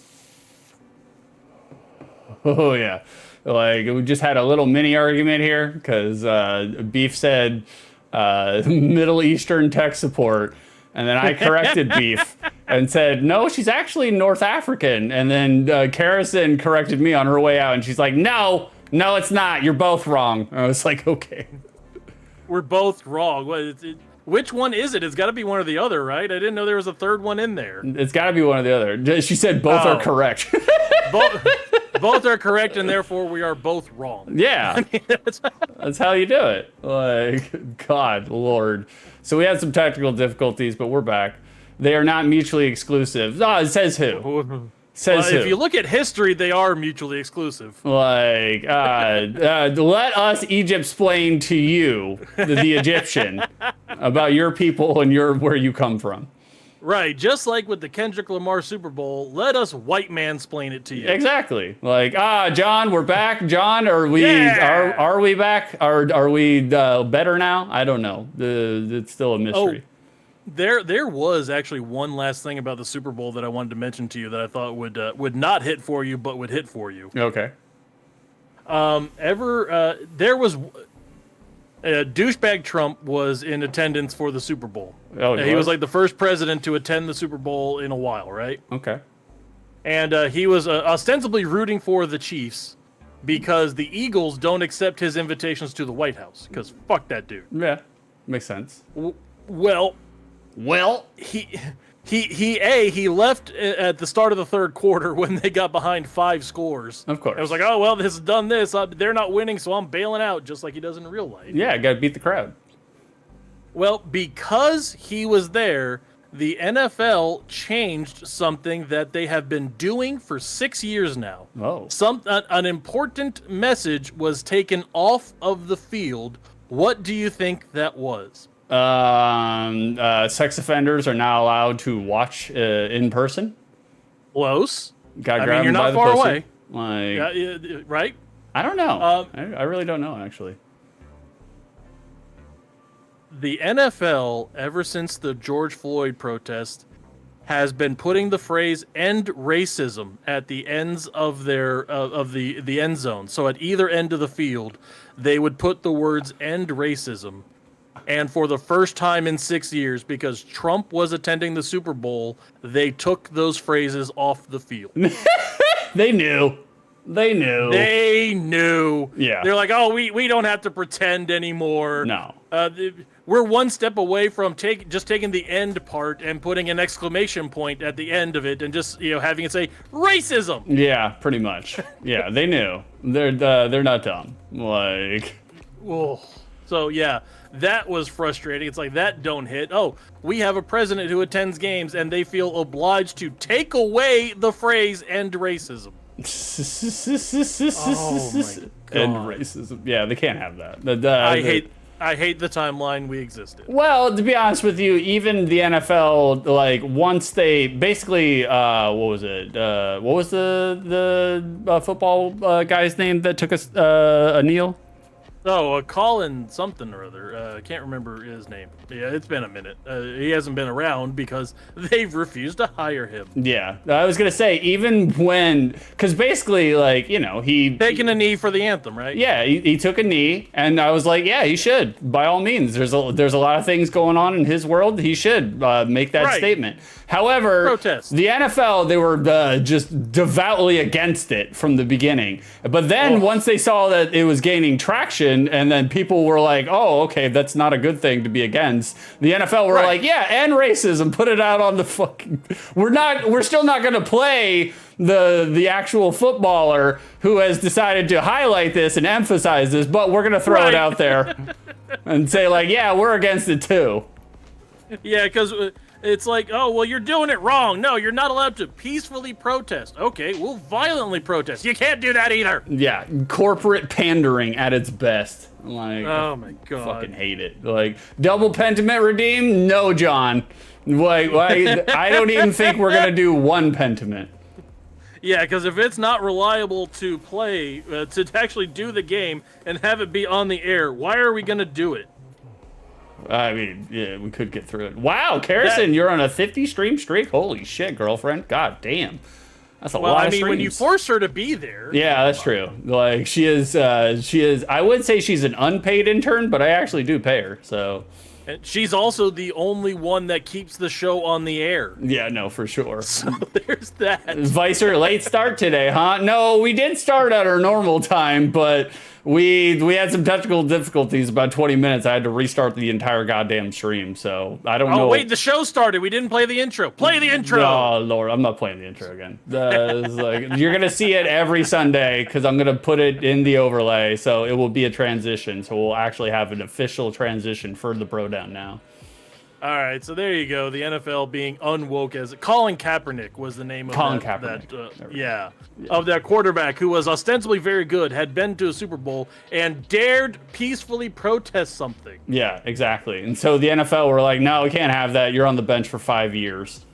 You fucking prick. Which is, I mean, I imagine Colin's still getting paid regardless, like. Well, I mean, he got his some of his rookie contract from the 49ers, but at the same time, it's like this dude could have actually helped several football teams who didn't have quarterbacks. Yeah. And it's because he dared make a political statement in a time of political unrest when he found a bunch of other people being racist to his people. Yeah. Oh, God forbid he does something that didn't hurt anybody. Yeah. Again, it's kind of like the argument that I use sometimes on OTL. You should treat. Well, I guess you just have to be prepared to die. Vicer, 2 years? You sucker! You fell for it. 2 years and running. Every month he falls for it. Like, congratulations, Vicer, on your 2-year streamiversary. Good for you, buddy. We appreciate you. Love having you. Yeah, well, speak for yourself. Like, speak for yourself. I mean, I only speak for myself. That's true. Vicer, thank you for subbing for 2 years, brother. The only one who supports me more is Erica. You're being beat by Erica, Vicer. How does that feel? How does that feel? Like, you're being beat by a Quaker who has no concept of the technology in which she's subscribing to. All right, so I'm getting the Peppercorn Casino set up for us, so it's ready to go. All right, very good. Vicer, I'd love to be beat by Erica. But yeah, the argument that I've used before on OTL, it's like, regardless of what your players do, and if it's something like taking a knee, they should have the ability to take a knee. But regardless of what your players do, guess what, NFL? just like with video games, if you don't have developers, if you don't have players, you have nothing.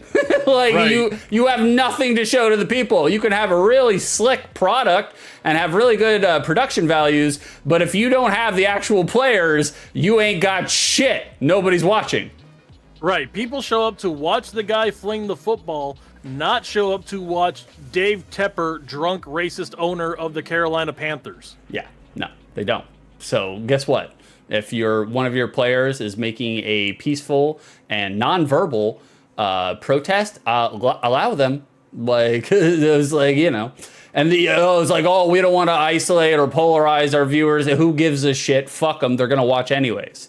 Right. What are they going to do? Watch other football? Yeah. The UFL and the Arena Football League have existed for years. Nobody watches that shit. No, nobody. Absolutely nobody. Zero. So, you know, like, Beef, you want to do Peppercorn Casino? Are you ready? Yeah, go ahead and throw that graphic up. I've got the start prediction ready to go. 5 minutes from now, get your bets in. Guys, I teased it at the start of the show. We are going to be doing a Peppercorn Casino based on how well Six can remember names. No, it's probably not very good. And not only that, I have in front of me a list of 10 Japanese names, and Six gets to tell me whether they're a Japanese wrestler or an Iron Chef. Okay. All right. We're on board. We're on board. And as always, I am betting 5,000 of York's peppercorns That's right. on exactly 6. I will always bet on 6. That is the way it works. I will bet on 6 every single time. It is your job to either bet on 6, bet more than 6, or bet less than 6. You can get a stake of York's peppercorns going through and just betting on how many of these that 6 will get correct. 6, how often did we spend time on Saturday mornings watching wrestling and Iron Chef? A lot. Definitely a lot. Another thing that Beef introduced me to was Iron Chef. I had never even heard of it until Beef talked about it, and I was like, oh, okay, what is this? This is weird. And it was weird. And I've been a fan of it ever since. Weird and very Japanese. It is weird and very Japanese. I especially like it now that Alton Brown's the host. I like Alton Brown. You see, I don't like the American version of Iron Chef. It's okay. But I like the old weird Japanese version where they do the classical music and super over dramatic. And the dude coming in, he's not saying squeeze-san, by the way. He's saying Fukui-san. Fukui-san. Yes, he's saying Fukui-san because one of the announcers is Fukui Omori or something like that. Okay. Vicer says we just passed an executive order to call soccer American ball, as it should be. I thought that was going to be football. I thought football was American ball. God, it's like American ball. Like, it's like, Only played in the Gulf of America, by the way. that's right.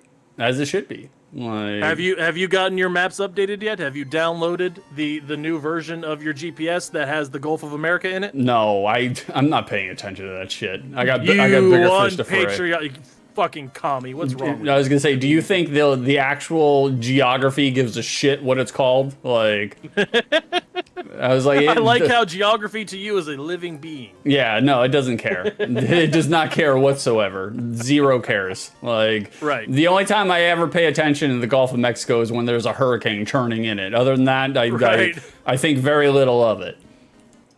And then the hurricane just comes straight for 6 going, Tatsumaki Senpieika! Yeah, oh yeah, big time. I'm already halfway to Tennessee. I'm that way. Like, Vicer, I can see Alright. the Gulf of America from my house. So we've got a couple minutes left on the prediction. 6, to give everybody a sample of how it goes, I have an example for you. All right. I will give you a name. You tell me if he's involved with Iron Chef or if he's a Japanese wrestler. Okay. This is probably the easiest one. How about Masaharu Morimoto? Masaharu Morimoto? Masaharu Morimoto. That's Iron Chef. Definitely. You can tell.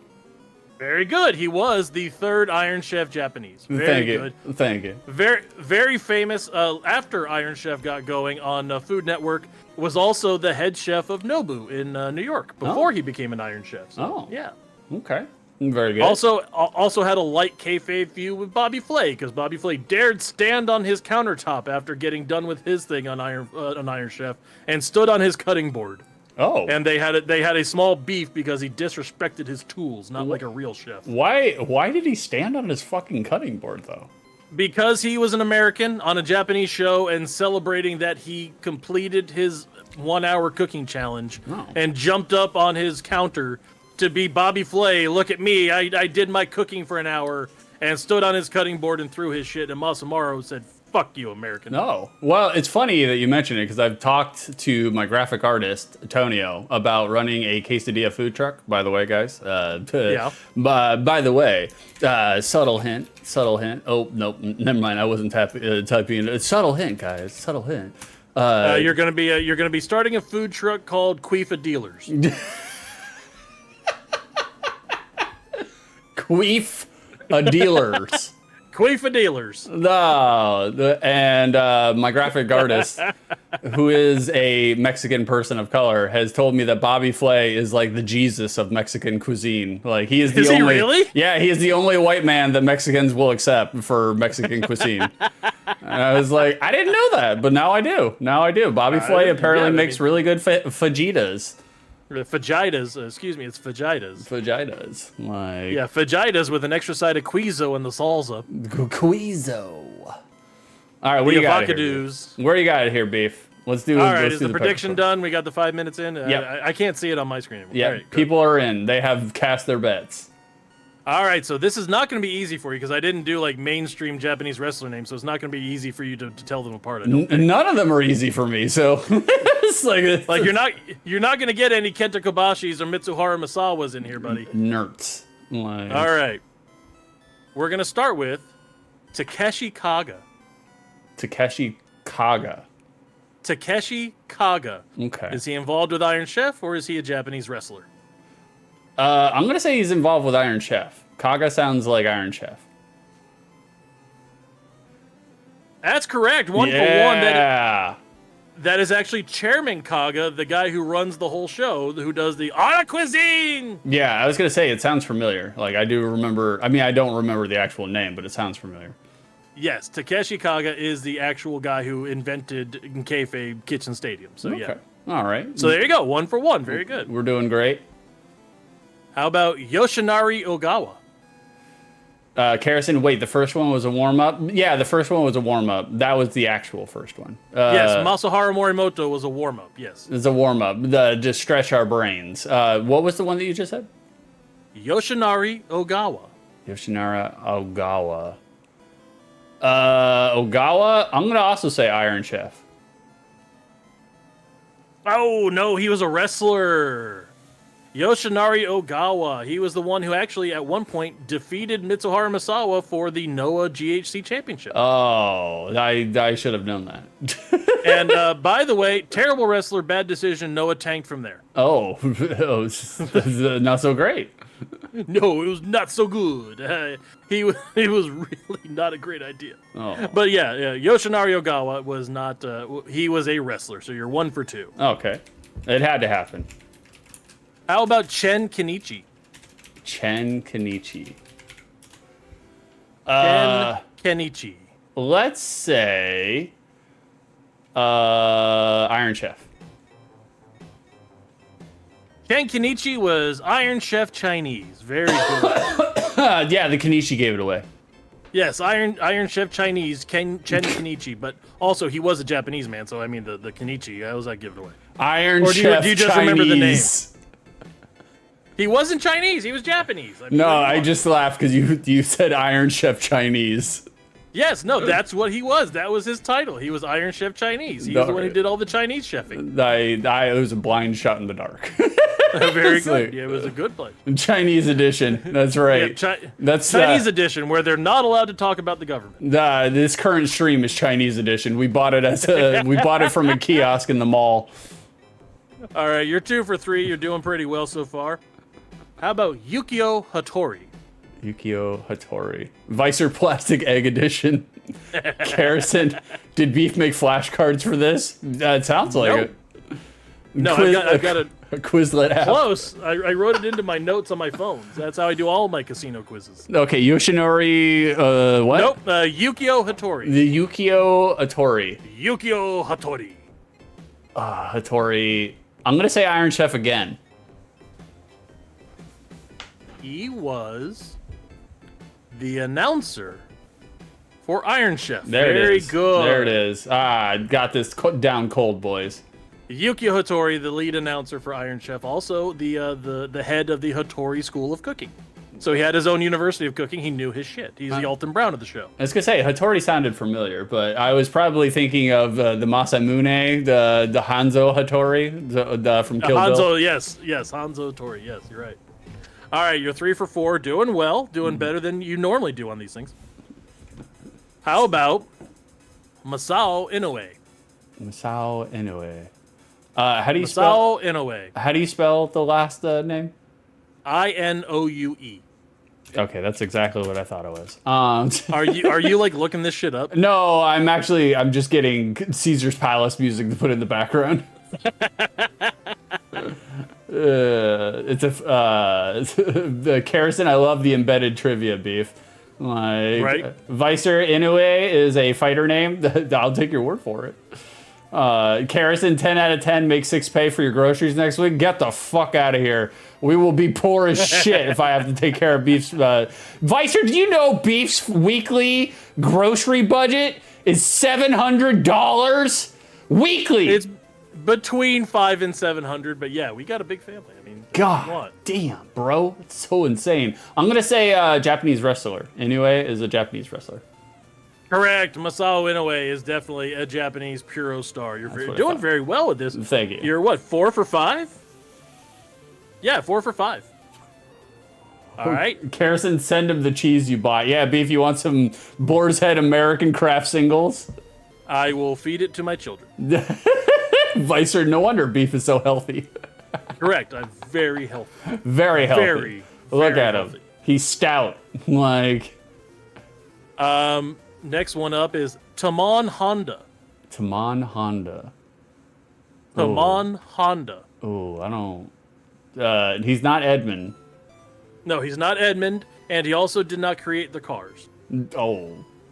Tamon Honda. I'm going to go with Iron Chef. I'm going to say Iron Chef on that one. Which Iron Chef do you think he is? Oh, are you joking me? No, we're not going to turn this into a racist hour. Like the NFL, they already took off the racism. Racism is done now. He was Iron Chef Arby's, Tamon Honda.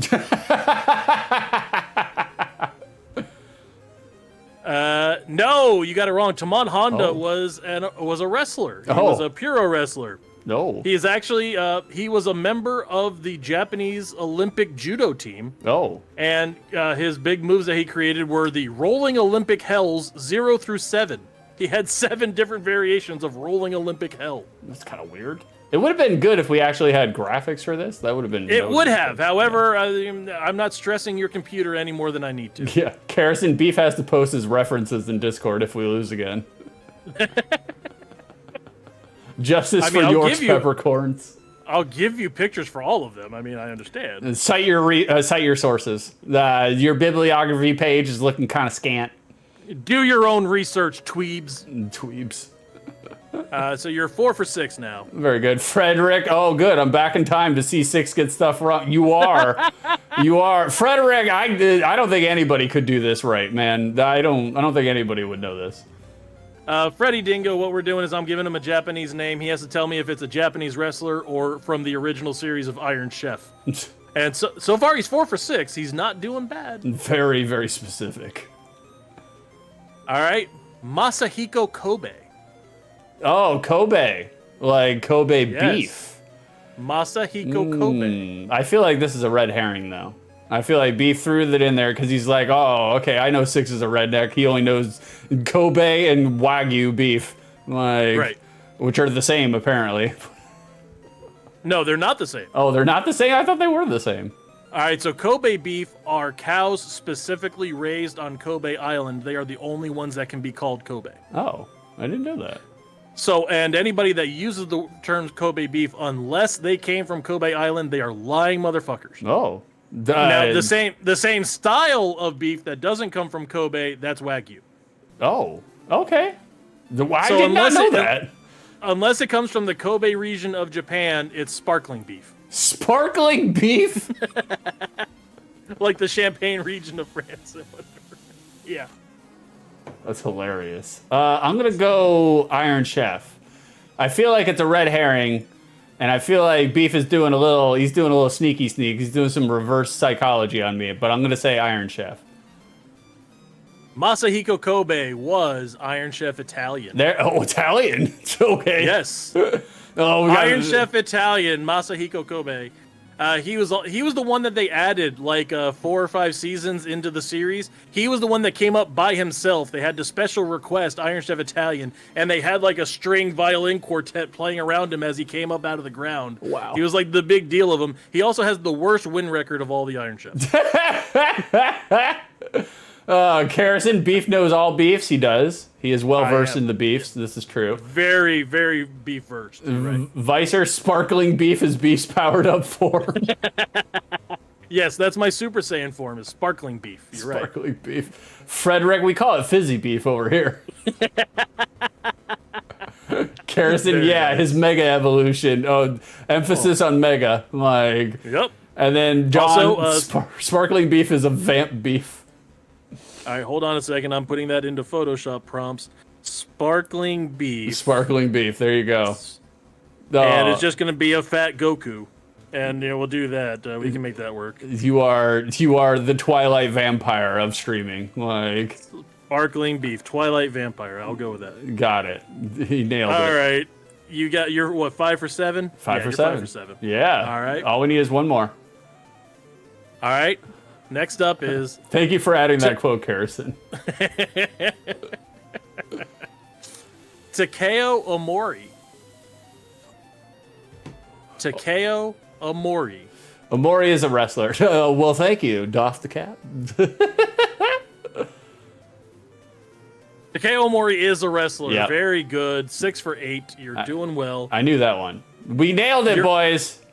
You are on your way to potentially being successful. Potentially being successful. The first of these quizzes you've ever gotten more than 6 on. I know. We only have, what, 3 more? 2. You have 2 left. You're 6 for 8 so far. I want to see if I can get 7. Although if I get 7, it's going to fuck everybody, though. So what? Well, it them's won't. the breaks. It won't fuck John. I think he did more than 6. I can't see the prediction here, but... Yeah, I can't either. Whatever the answer is, go with the answer. Them's the breaks. Yeah, I can't either. All right. Number 9. Hiroyuki Sakai. Hiroyuki Sakai. Hiroyuki Sakai. Carrison, he means business this week. That's right, because I've been meaning business all fucking week long. John just saying, no, I tossed it on the long shot. He bet on the thing nobody else was betting on, getting more than 6. John said saying less than 6. Nice. Vicer, Harry Yuki Sakai. What was the person you said? Harry Yuki Sakai. The Harry Yuki's a guy. No, Hiroyuki Sakai. Harry Yuki Sakai. I'm gonna say wrestler. It sounds like a Japanese female wrestler. Hiroyuki Sakai was Iron Chef French. Oh fuck! Damn it! No. Iron Chef French. No. Hiroyuki Sakai. We might not get more than 6 guys. We only got 1 more. Also, the one who had the best winning record in all of Iron Chef history, Hiroyuki Sakai. Harry French. In the time, by the way, I was looking this up yesterday. Iron Chef went on for 7 seasons in Japan. Uh-huh. And knowing that a regular season of TV is between 12 and 24 episodes, how many shows do you think they made in 7 years? I'm gonna say 20 episodes a season, so 140 episodes. 295 episodes in 7 years of Iron Chef. God damn! That's what I said. I mean, good. They're doing the outside the lens kind of season treatment. 2 years still doing the same season of outside the lens. God damn! Over the course of 7 years, they almost made an episode a week. Holy shit! Like maybe they took a couple weeks off every quarter, but that was the extent of it. It's almost an episode a week. They were churning that shit out. Why did they? And the reason why do they even call it seasons at that point? Like just continual episodes. Yeah. Just on the ongoing display of Iron Chef. Jesus. I can figure one reason that they stopped doing the show is because at one point toward the end of the show, one of the challengers went, I just used $1,000 worth of lobster to season my asparagus. And threw away all the actual lobsters. Wow. Yeah. Carrison, damn, you didn't know the French edition? I don't claim those people. They're not my people. Carrison, it's like OTL seasons. You are correct, baby. You got the joke. You are correct. I kind of want there to be an Iron Chef Arby's now, like some American, just fat ass, wearing a wife beater with stains on it, holding a Bud Light, walks in there and whatever the ingredient. Look at these scallops that you can make food with. Roast beef sandwich. Roast beef sandwich. The artie's Arby's. That's right. They also use milk as we do here on 6 2/3. We use all the milk. Right. They use milk to stop the bleeding. Yeah. Sour cream! All right, last one, 6. You are 6 for 9. You are on the verge of being successful. Nice. 6 and so for 9. Let's see if you can make it there or if you can just fall into your habits of being 6. Yeah. All right, last option. Here's your chance. You got a 50-50 shot at being successful or just giving me all the peppercorns. No, all right. Roxabro Michiba. Oh. Roxabro Michiba. Can you use it in a sentence? It's like, how do I spell that? How do you spell the first name? R-O-K. R-O-K. U-S-A. U-S-A. Oh, tough guy. B-U-R-O. Wow. Okay. And just like the way the Japanese pronunciation, they drop the U's out. So Roxabro. Roxabro. Roxabro Michiba. Shit. I don't know. Like at all. It's either Puro or Iron Chef. I'm gonna say just Kerosene, you know in your heart. She sees you looking it up. She's standing behind you in the room. I'm gonna say wrestler. I'm gonna say Japanese wrestler. Roxabro Michiba was Iron Chef Japanese. Fuck! He was the Iron Chef Japanese before he retired and handed it over to Masaharu Morimoto. Damn. So, once again, guys. Always bet on 6. Always bet on 6. Let's see how many of your peppercorns I have stolen.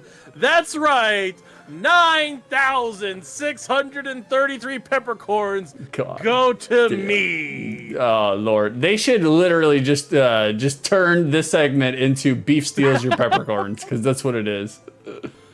Guys, I have been telling you ever since we started this bit. You always bet on 6, and none of y'all believe me. Even your girlfriend won't bet on you. No, I don't blame her. She lives with me. She knows. Like, John, beef can choke on my 10 peppercorns. That's right. Choke on it. Oh, Lord. Very good, beef. Very good. All right. Well, I thought that was a fun quiz. Sorry, no videos or graphics or whatnot. However, I thought fun material. Iron Chef or Japanese.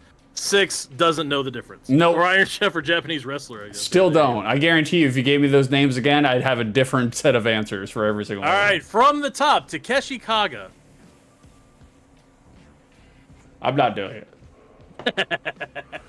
John, we have to bet against beef to get the winnings. You do. That's literally it. Like, you have to bet against them. I almost bet on 6, but I believed in him knowing more than 6, and that was your problem. Yeah, you believed. Yeah, you did. Like, to be honest with you, I'm proud of myself for getting 6. Like, I did not think that would be the case.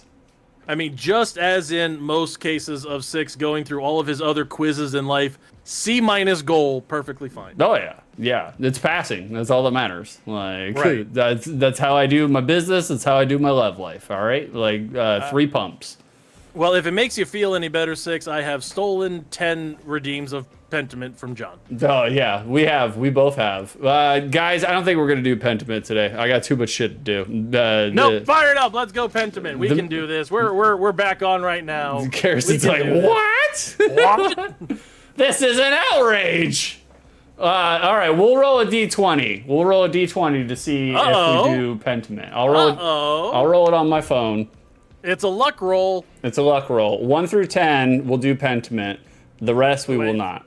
So wait. If we go low, we play Pentiment. Is that what it is? Yes. Abject failure is us playing Pentiment. Is that what this is? Okay, it's rolling the d20. It's 11. We're not doing Pentiment. Ha ha ha ha! Ah, you suckers. John, if we aren't, we're doing poetry. Oh, we are? Not if I close the stream. Like, do it, John. Do it now.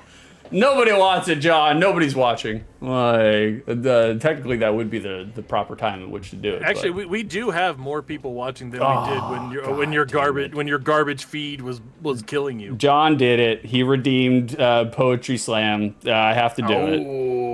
Okay. All right, John. I'll do it. Everybody have your snaps ready. Yeah, have your snaps ready. You guys are going to see me do some poetry, some performance poetry. All right, let me find it somewhere in here. So performance poetry. So you're going to be like singing and dancing and doing body movement, right? Kind of, yeah. Not too far away from it, to be honest with you. Like, okay, I got one good for this one, actually. This would actually be really good for this. I'm going to go ahead and mute my mic and just let you enjoy this. Okay, that's fine. That's fine. Like... All right, you guys ready? Harrison's right. You do need to turn the Listerine on to set the mood for the poetries. Well, I'm not doing that. So, John saved up for this. Harrison, he's not even blue. You want the other light? Nah, it's fine, baby. I'll do it with this one. It's no big deal. No big deal. Right, so while he's doing the poetry, I'm going to redeem all of the sound effects from the redeem list. You're a son of a bitch. I'll mute you. Like, John Beef contributed 5K peppercorns. He did, technically, yeah. All right, guys. This one is called. It goes by two names actually. Sometimes it's called The Biggest Mac. Okay, Beef's already doing his bullshit. Like. There we go. We need to reset. It's called The Biggest Mac, M-A-C, or it's called Slogan Shogun. And the thought process behind this poem, it's a found poem. So basically, for a year straight, I would go around when I was driving to university or just driving to my jobs, like, I would use only words and phrases that are shown on the billboards of fast food restaurants. And then I turned all of that into a poem. And it took me a year to basically, not collaborate, but to gather all of the found words and slam it together into a poem. Like, so that's the thought process. And obviously, since we were talking about Arby's, it's a perfect segue into this poem. So there we go. Let me wet my whistle and then I'll do it. Here we go. It's been a long time since I've done one.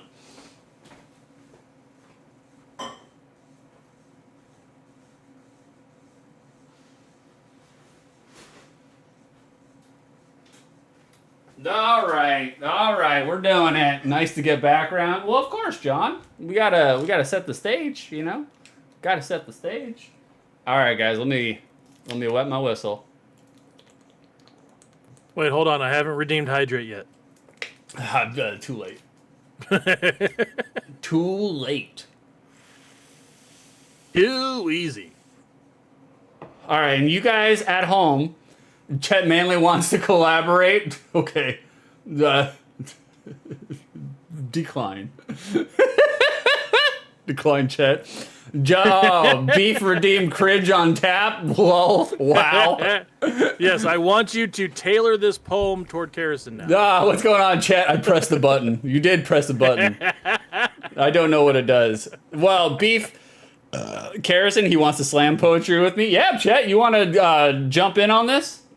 You can do some slam poetry with us. Like, I will. First, I have to give Harrison, put on your poet pants. I did. I'm not wearing the onesie, though. The onesie the kind of completes the... I mean, I could. You need the onesie. Go get the onesie. Get the onesie right now. Go All right. Harrison, bring him the onesie. He'll put it on stream. All right, I'll wear the onesie. Okay, hold on. Beef. Chet is backing out of this one immediately. Oh, Saying, nope, yeah. you've got all this. Yeah. All this is yours by yourself getting now, naked buddy. in it? Just underneath. Okay, all right, hold on, guys. We got a onesie here. Beef, entertain the public. Here he is with his pink Sonic outfits, scenic, dropping into that one here. Oh, this is so wonderful. Going completely bare-assed here, just like all the other Florida pool mans. No, I'm already trying to get off this fucking stream. Here's a Six putting on his bubble bobble outfit that he's got on. You guys want to see me wear the onesie? We'll wear the onesie. Here we go. Like this has truly become. John, he did cash in 40,000 fucking peppercorns for this shit. Like, let me get on camera so y'all can see it. Here we go. We're doing Just it. because Six didn't want to pay off a 1 peppercorn redeem, he has to pay off a 40,000 peppercorn redeem. Okay. We're doing an open onesie though. Oh, I'm sitting on Here's my a- tail. Like, here's Six with his gay bubble bobble cosplay. whatever. Like, it looks great. It looks great on stream. So,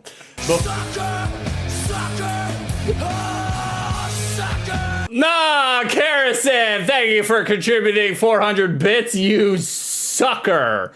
Yay, pink dragon onesie. That's right. I have to do cringe on stream first. Carrison has been knocking it out of the park with all of her stream ideas. You guys you definitely want to start conserving your peppercorns and both currencies, because we're gonna kick it into gear very soon, very shortly. Carrison, fantastic stream manager, one of the best. Could not think of anybody else who could run this stream behind the scenes. And when I say that,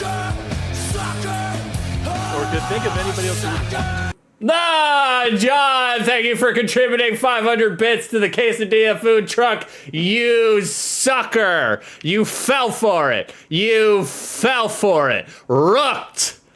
Good job, John. You are now funding the Queefsa dealers. Queefsa dealers. Like, so nobody else could manage this stream like Harrison does. And when I mean nobody else, I mean literally nobody else. Because nobody has and nobody will. Nobody would want to. So. Nobody could put up with you. No, I couldn't put up with me as the streamer, managing myself behind the scenes.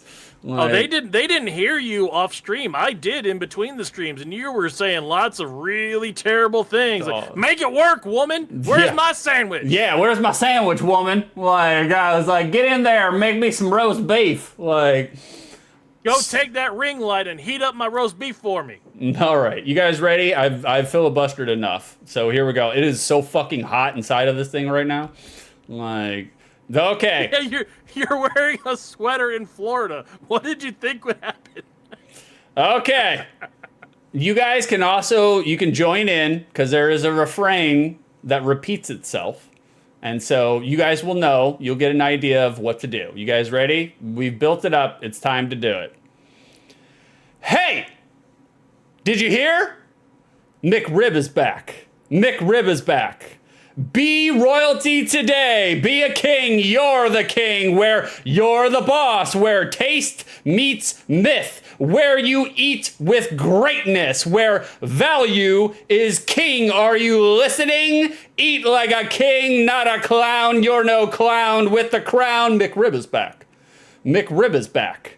Eat right. Eat right now. I won't start until you order. This fire's ready, so run for the border. It's heating up at the border. Cool down with a blizzard. Feed your inner child, your outer ones too. Make your stomach happy with a happy meal. Artisans of divine taste the same in every country. If gluttony is a sin, then welcome to hello.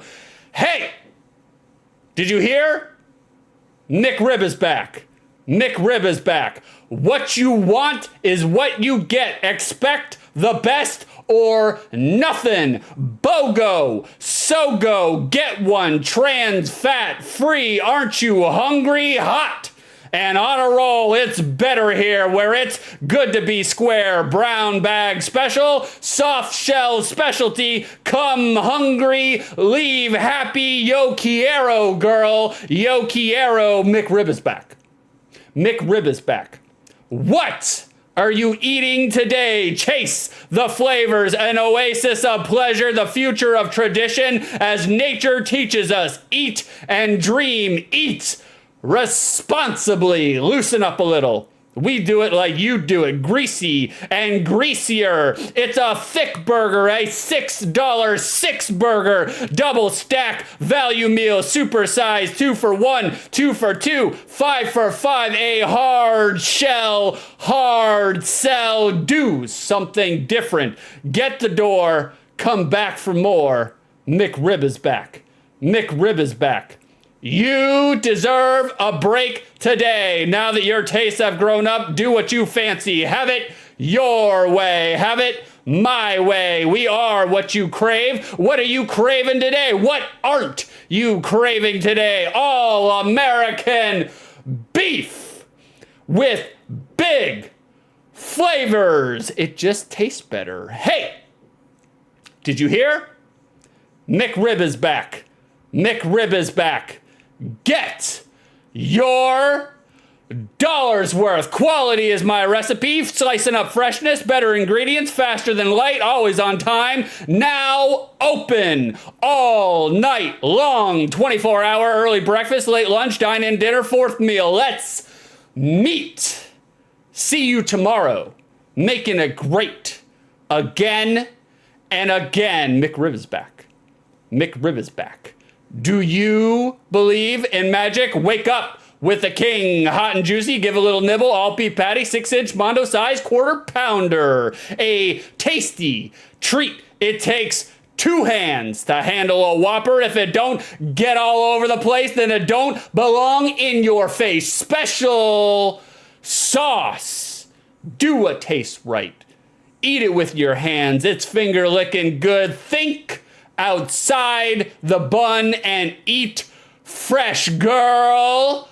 I'm gonna make you hungry. We love to see you smile. I'm loving it. I'm loving it. Hey, did you hear? McRib is back. McRib is back. And there you go. That's a performance poetry. That's some slam poetry for you guys. Oh my God, guys. 2 snaps up, everybody. Oh, thank you. Snapping at all of the... I don't know art, but I know what I like.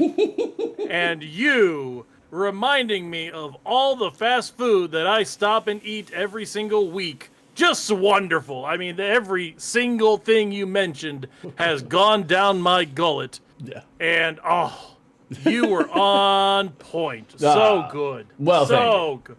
Well, thank you. Vibing the whole time. I had my lights up. I would, that 100%. Well worth the 40,000 peppercorns. So good. Oh, well, thank you. So good. Okay. Just, I hearing about all the McRibs and all of the other sandwiches brought back resonant memories and has given me poetry diarrhea. Good job.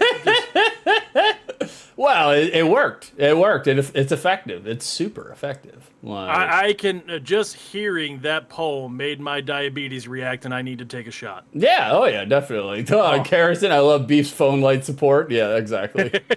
Vicer just got back. What is Six talking about? Nah, there's no telling, brother. No telling. He's talking about food, Vicer, so something you're not interested in. Yeah, very much. Thank you for the finger snaps. We appreciate it. We appreciate it. Harrison, thank you for poetry diabetes redeemed. Well, thank you. Well, thank you. While you were doing that, I was trying to look up an NES game or Super Nintendo game about poetry I could dump on you in the redeem, and there aren't any. No, it doesn't exist. Nope. Gamers Not a don't do single poetry. one. Nope. I'm the only one. I'm the only one. I felt like, because I was driving to school and I was just like, man, I feel like there's a poem in all of these billboards. I feel like you could turn this into a poem, and I did. The favorite poets, Saul Williams is up there. I like Saul Williams. Who? Yeah, he's an old poet laureate. Like, Is that Uncle Saul? No, Is he the one that puts together the Franken trucks in Tallapoosa? Tallapoosa. Like, hey, what's going on, Armor? I don't know if you saw it, Armor, but we just did a performance poetry redeem. I had to get into a purple or a pink Dragsy onesie, so. Well, and now we're all in the mood for it. Here comes Pentiment. No, we're done. We're done. Boys, I hope you had a great time. I'm not even going to raid. Oh, Karison, no. Call Karison, have her give a critique. Okay. Oh, yes. Yes, let's have Karison review his poetry. All right, hold on. We got a Sega game from Beef. Or no, we got a Sega game from Karison. Oh, Garfield, caught in the act. Okay, that's going to be a turd. Guarantee it. Vicer's dead. I got to give him another one because I think Armor got that one. So hold on, Vicer. Let me give you another one. Vicer. That death is not good enough for you, Vicer. So I think Tempest got that one. That's not good enough, Vicer. Let me give you another one. One more for Vicer. There we go. Vicer drowned in a half-empty playground sandbox. You hate to see it. Vicer's dead now, guys. Karison's dead and Vicer's dead. Vicer died as he lived, surrounded by grainy sand and cat shit. That sounds about right, actually. I didn't even know Vicer had cats. I was surprised when he told me he had cats. He actually has cats? Yeah, I think he's got like 4 of them. No. I was just thinking of what's in an elementary school sandbox: sand and cat shit. Also, some used syringes. Oh God, yeah. Definitely. Peace at last. Oh God. Well, guys, I appreciate each and every one of you for showing up to this cursed BroDown. The actual content was good, but I had technical difficulties. Tech issues sucked. Yeah. I knew things were going too easy and too well when we were getting ready for the BroDown. I was like, something has to fuck up. Right. The other shoe has to drop. Make sure that you're back next weekend, starting at 7-ish, to catch the first minute of the show where we play our new title intro, and after that, you're free to check out. Yeah, for sure. We do have a new title transition, thanks to Beef. We will see it next week, next Sunday. We're gonna do it. It's gonna be fantastic. We are gonna do the BroDown again next Sunday, unless I cancel before now and then. Or unless I hit the $1 million dragon link, in which case you'll never see my fat ass again. Nope, never. Karison, I will have to make notes in comparison with the first time you did that poetry. We have it on video twice now. You can play the intro for the outro too. I could, but I don't want to do that. I'm not gonna do it. We're just gonna end. Well, guys, thank you for sticking with us. Thank you for coming back after that quick break where Karison tries to fix all of Six's mistakes. Oh yeah, definitely. You can't. There's too many. It's only a 2.5 hour stream. We can't fix all of them. All right. How do you tackle that list? It's written on a roll of paper towels. So Karison walked out of the movie The Lawnmower Man after they figured out it wasn't about immigration enforcement. That's one of mine. That's a Beef original. You can tell. Are there racial undertones? Yeah, it's Beef. It's definitely Beef. Oh no! John blew up their aortic valves by adding crushed up Concerta into their Dunkin' Donuts mocha frappuccino. Oh, you hate to see it. John's dead now too. Now that one's mine, but I didn't write it. Six did, but he just wrote it about me. Yeah. Oh God!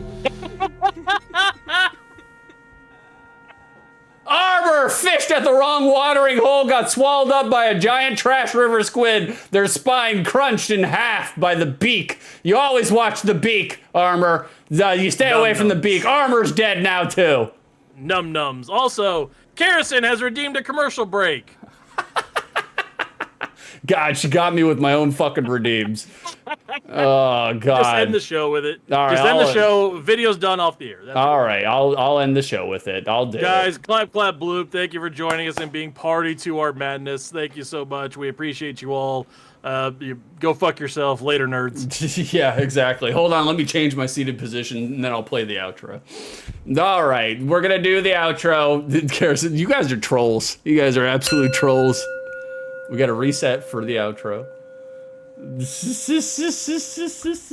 All right, for those who are late to the show, this is what Beef made us. You'll see it in the beginning of the show now because we're going to make it a transition. Like, we're gonna do this. We're gonna bring up the primary monitor, come back over here, and here we go.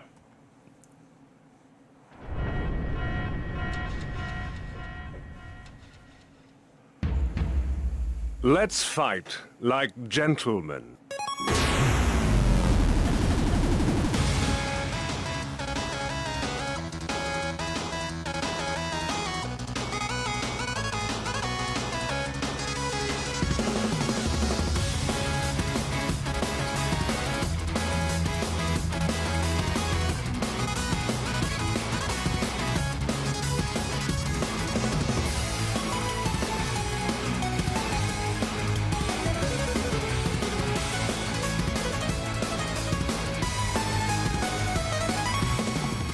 It's showtime. Go for broke.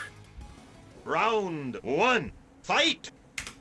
I do actually really like the music. The music does get me into it. Like, I'm a big fan of the music, so. Yeah, that music slaps. I've actually I thought of it for the show like 5 months ago, and I was like, ooh, is he gonna let us use this? Because it's definitely getting copyright struck. That's fine. It doesn't matter. Now Pentiment. Nothing matters. Here comes Pentiment, guys. Load her up. I was gonna say, I especially like, I didn't notice the first time, but I didn't notice that you put pool beta in there. Well, if Dad is pool alpha, you're pool beta. How dare you? I am nothing about me is beta. But speaking of beta, guys, come check us out Tuesday. We're gonna do Outside the Lens. We are actually doing Outside the Lens this week. I've done enough business work to the point where I can actually do a stream by myself. We're gonna do all Sega games, all chat redeems. So you guys definitely want to tune in for that. My graphic artist might be done with something that you guys are going to want to see. We have a new transition, and it's just as good as the secondary market. Not as good as Beef's transition, though. And while we're talking about doing things that we don't get paid for, I'm doing the radio every weekend, Saturday from 2 to 4 Pacific time, oldschoolhitsvegas.com or on the Audiolus app. You can look us up there, Old School Hits Vegas, playing your favorite hits of the 60s, 70s, and 80s. I'm going by my stage name of Jesse Williams. Come by and enjoy yourselves, listen to a little bit of music, and you don't even have a chance to give me any money. I'm just doing it for the laughs. You literally, this man dead named himself I don't care. in a shill on the BroDown Sunday mornings on Twitch for old Vegas hits or whatever the fuck it's called. Excuse me, old school hit. No, wait, no, what is it? He doesn't even know. Oldschoolhitsvegas.com. Yeah, it's new. I'm figuring it out. Oldschoolhitsvegas.com. Oldschoolhitsvegas.com. That is some geo shitty shit. Like, And excuse me, that's my stage name. oh, Vicer, you guys did great today. I bet they play Pentiment and do voices. No, you guys. Yes, actually, yeah, we are. I will be on from 2 to 4 Pacific time on oldschoolhitsvegas.com doing Pentiment voices. I like 100%. how you also have to distinguish Pacific time. Yes, well, it's out of Vegas, so they're on Pacific time. Okay, gotcha. Well, do you know what I think about Pentiment? This is what I think about Pentiment right here.